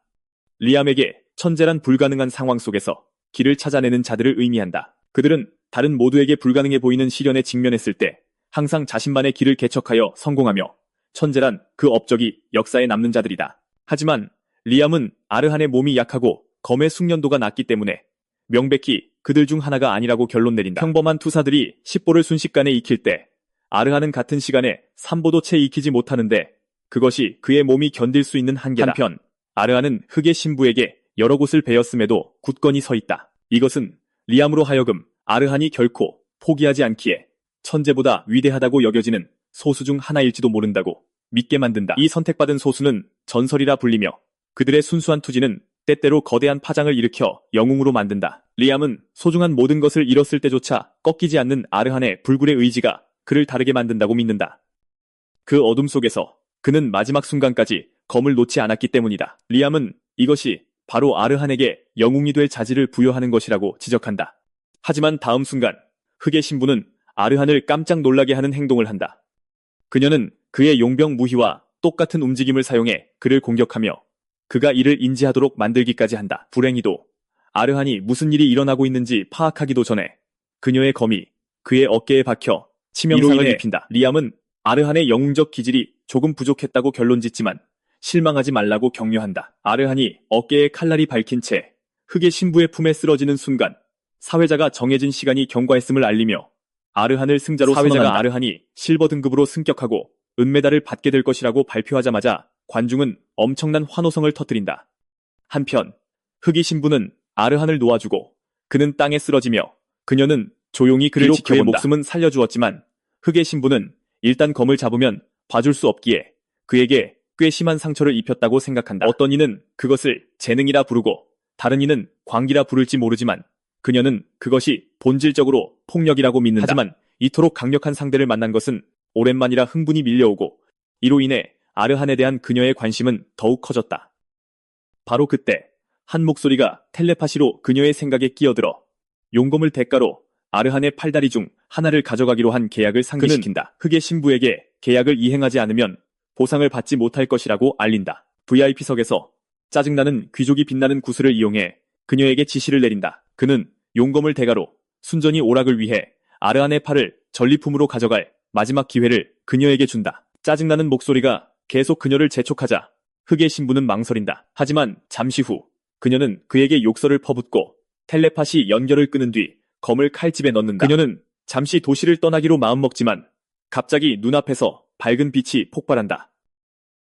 흑의 신부는 상황을 이해하려 애쓰고 익숙하면서도 불안한 기운을 감지하는 순간 리암이 그녀 앞에 나타난다. 리암조차 예상치 못한 전개에 놀라며 이것이 아르한이 의식을 잃은 결과인지 아니면 격렬한 싸움의 여파 때문인지 궁금해한다. 그는 흑의 신부를 동방의 어린 소녀라 부르며 인사한다. 그는 그녀가 영혼을 감지하고 강력한 신성력을 지닌 동방에서 온 무당이라 불리는 희귀한 자들 중 하나라고 말한다. 리암은 흑의 신부가 뛰어난 무술 재능과 더불어 예리한 감각까지 지녔다는 사실에 감탄한다. 한편 흑의 신부는 여전히 멍한 상태로 눈앞의 광경이 환상인지 의심한다. 하지만 한 가지는 분명해졌는데 그것은 바로 눈앞의 인물이 심검을 가졌다는 것이다. 심검은 검의 끝에 도달한 자만이 발현할 수 있는 것이었다. 심검은 또한 검의 달인 경지에 오른 자의 상징이기도 하다. 흑의 신부는 검의 달인 카를로스가 현존 최강의 검사가 된 후 피어나는 10개의 심검에 둘러싸여 있었다는 것을 떠올린다. 그러나 리암 위에 떠있는 심검의 수는 흑의 신부를 어리둥절하게 만든다. 그녀는 세기 시작했고 수십 개에서 곧 수백, 수천 개로 늘어나더니 하늘 전체를 뒤덮는 것을 깨닫고는 수를 세는 것을 포기한다. 그녀는 눈앞에 우뚝 솟은 존재의 정체를 파악하지 못한 채 그를 유심히 살핀다. 그녀의 딜레마를 감지한 리암은 그녀가 모든 질문에 대한 답을 완전히 이해할 준비가 되어 있지 않다고 말한다. 그것이 그녀 또한 도달할 수 있는 것이며 검의 땅 또는 모든 칼날의 최종 목적지로 알려져 있다고 격려한다. 환상이 나타났던 것만큼이나 순식간에 그녀의 눈앞에서 사라졌다. 허공으로 사라지기 전 리암은 다시 만날 날을 고대한다고 말하며 공교롭게도 그녀의 본명인 소련이라고 부르기까지 한다. 소련은 멍하니 서 있고 아버지가 들려주던 이야기들의 기억이 마음속으로 밀려온다. 그 시절 아버지는 경지가 하늘에 닿으면 승천하는 검객에 대한 전설을 들려주었다. 소련의 아버지는 그런 검객들은 신선이 사는 땅으로 간다고 말한다.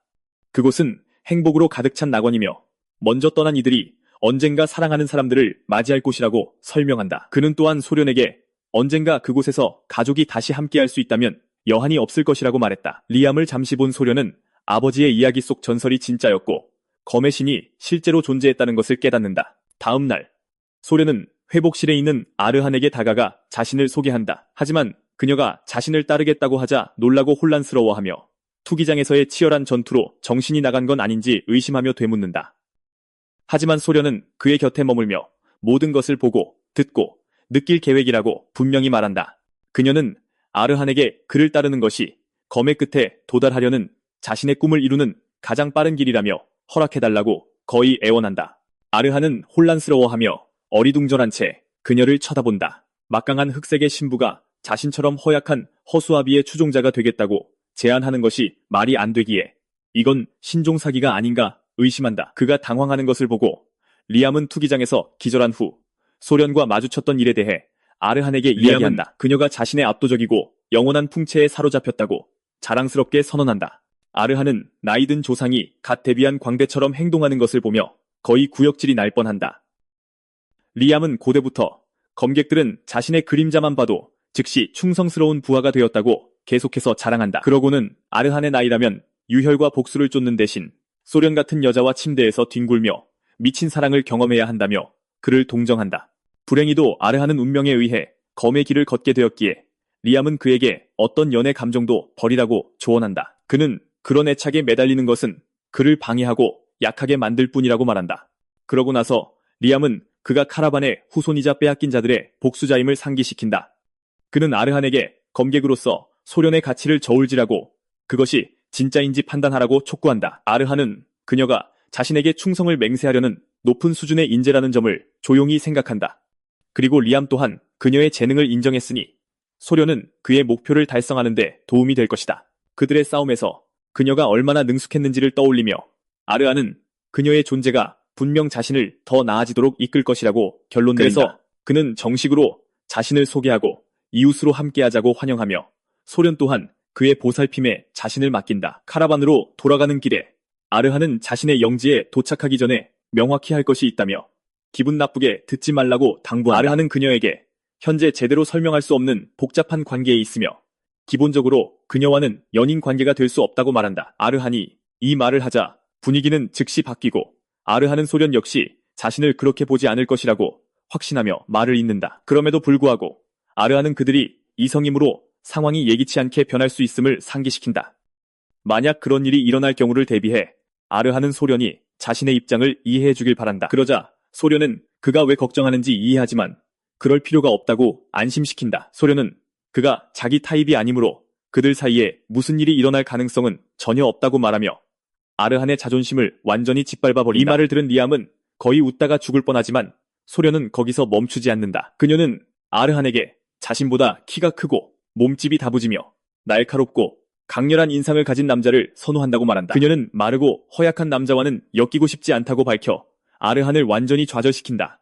게다가 아르한은 너무 유순해 보이고 다른 사람이 싸움을 걸어도 먼저 사과할 타입으로 보인다고 말한다. 그녀가 그를 너무 심하게 쏘아붙여서 마부마저 아르한을 대신해 진땀을 흘리기 시작한다. 소련은 아르한에게 악감정은 없지만 그가 자기 타입이 아닌 것은 꽤 명백하다고 말한다. 이 말을 한 후 소련은 계속해야 하냐고 묻지만 아르한은 그 직설적인 소녀에게 한 번 더 쏘아붙여지면 그대로 시들어버릴 것 같아 부끄럽게 아니라고 말한다. 이 문제가 해결되자 소련은 아르한에게 물어볼 것이 더 있다고 말한다. 그녀는 그가 자신을 두 번째 이웃이라고 했으니 마을의 다른 이웃들이 더 있는지 묻는다. 아르한은 최근에 기사 한 명이 이사 왔으며 그녀가 그와 잘 지낼 것이라고 확신한다고 말한다. 아르한은 파텔이 실력도 있고 좋은 사람이라고 설명한다. 사실 아르한은 소련에게 파텔이 매우 친절한 사람이라고 말한다. 얼마 지나지 않아 그들은 마을에 도착하고 마차에서 내린 후 아르한은 소련이 작은 가방 하나만 가지고 있는 것을 보고 그것이 전부인지 묻는다. 소련은 그렇다고 확인해주며 원래 짐이 그렇게 많지 않다고 밝힌다. 소련은 검 한 자루와 하루치 식량이면 충분하며 다 떨어지면 언제든 더 구할 수 있다고 말한다. 반면에 소련은 아르한의 가방에 짐이 많은 것을 알아챈다. 게다가 그녀는 아르한이 투기장에서는 검이 하나뿐이었지만 지금은 적어도 단검을 세 자루나 가지고 있다는 것을 기억한다. 지난 경기에서 검이 손상되어서 도시에 있는 동안 예비용을 구했다고 말한다. 다행히도 그는 실버 등급으로 승급했기 때문에 돈을 더 많이 벌었다. 그리고 덕분에 그는 부족했던 갑옷도 좀 구할 수 있었다. 아르한은 검의 도시 페르마에 방문했던 것을 기쁘게 생각한다. 성 입구에 도착하자마자 그들은 충격적인 장면과 마주한다. 파텔은 자신이 토막낸 시체들 한가운데에 서 있다. 파텔은 아르한이 돌아온 것을 보고 놀라며 이런 민망한 장면을 보여주게 되어 미안하다고 사과한다. 그는 불청객들이 나타나서 아직 청소할 시간이 없었다고 말한다. 파텔은 소련을 알아보고 미소 짓는다. 그녀가 아르한이 말했던 새로운 이웃임을 쉽게 알 수 있었기 때문이다. 파텔이 계속 제잘거리자 아르한은 그의 말을 끊고 먼저 숨부터 고르라고 말한다. 소련은 눈앞의 끔찍한 장면에 완전히 충격받은 표정이다. 아르한은 소련에게 설명했던 매우 친절한 사람 파텔의 이미지를 방금 망쳐버렸기 때문에 부끄러워하며 파텔에게 다가가 귓속말을 한다. 한편 소련은 이 마을이 결코 평범하지 않다는 것을 알 수 있었다. 그들이 자리를 잡은 후 파텔은 자신이 자리를 비운 사이 여러 침입자가 나타났다고 설명한다. 다행히 그가 경고하자 몇몇은 물러나서 크게 심각한 일은 없었다. 하지만 약 일주일 전부터 완전히 다른 종류의 집단이 마을을 노리기 시작했다. 파텔은 외교적으로 일을 처리하려 했지만 그들이 바로 그날 그를 공격하기로 결정했다. 그래서 그는 그들을 베어버릴 수밖에 없었고 그들이 그런 끔찍한 장면을 마주하게 된 이유이다. 그는 자신이 수집한 정보에 따르면 침입자들은 자신들을 붉은 늑대, 형제단이라 칭하는 것으로 보아 평범한 도적들이 아니라고 아르한에게 알린다. 아르한은 색깔과 동물을 결합한 이름은 보통 기사단에게만 사용되기 때문에 놀란다. 파텔은 그렇다고 확인해주며 그런 이름들은 정체성과 목적을 나타낸다고 설명한다. 전직 기사로서 그는 무법 도적들이 그들을 흉내내는 것을 모욕적으로 여긴다. 하지만 그는 이것이 상황을 더욱 위험하게 만든다고 경고한다.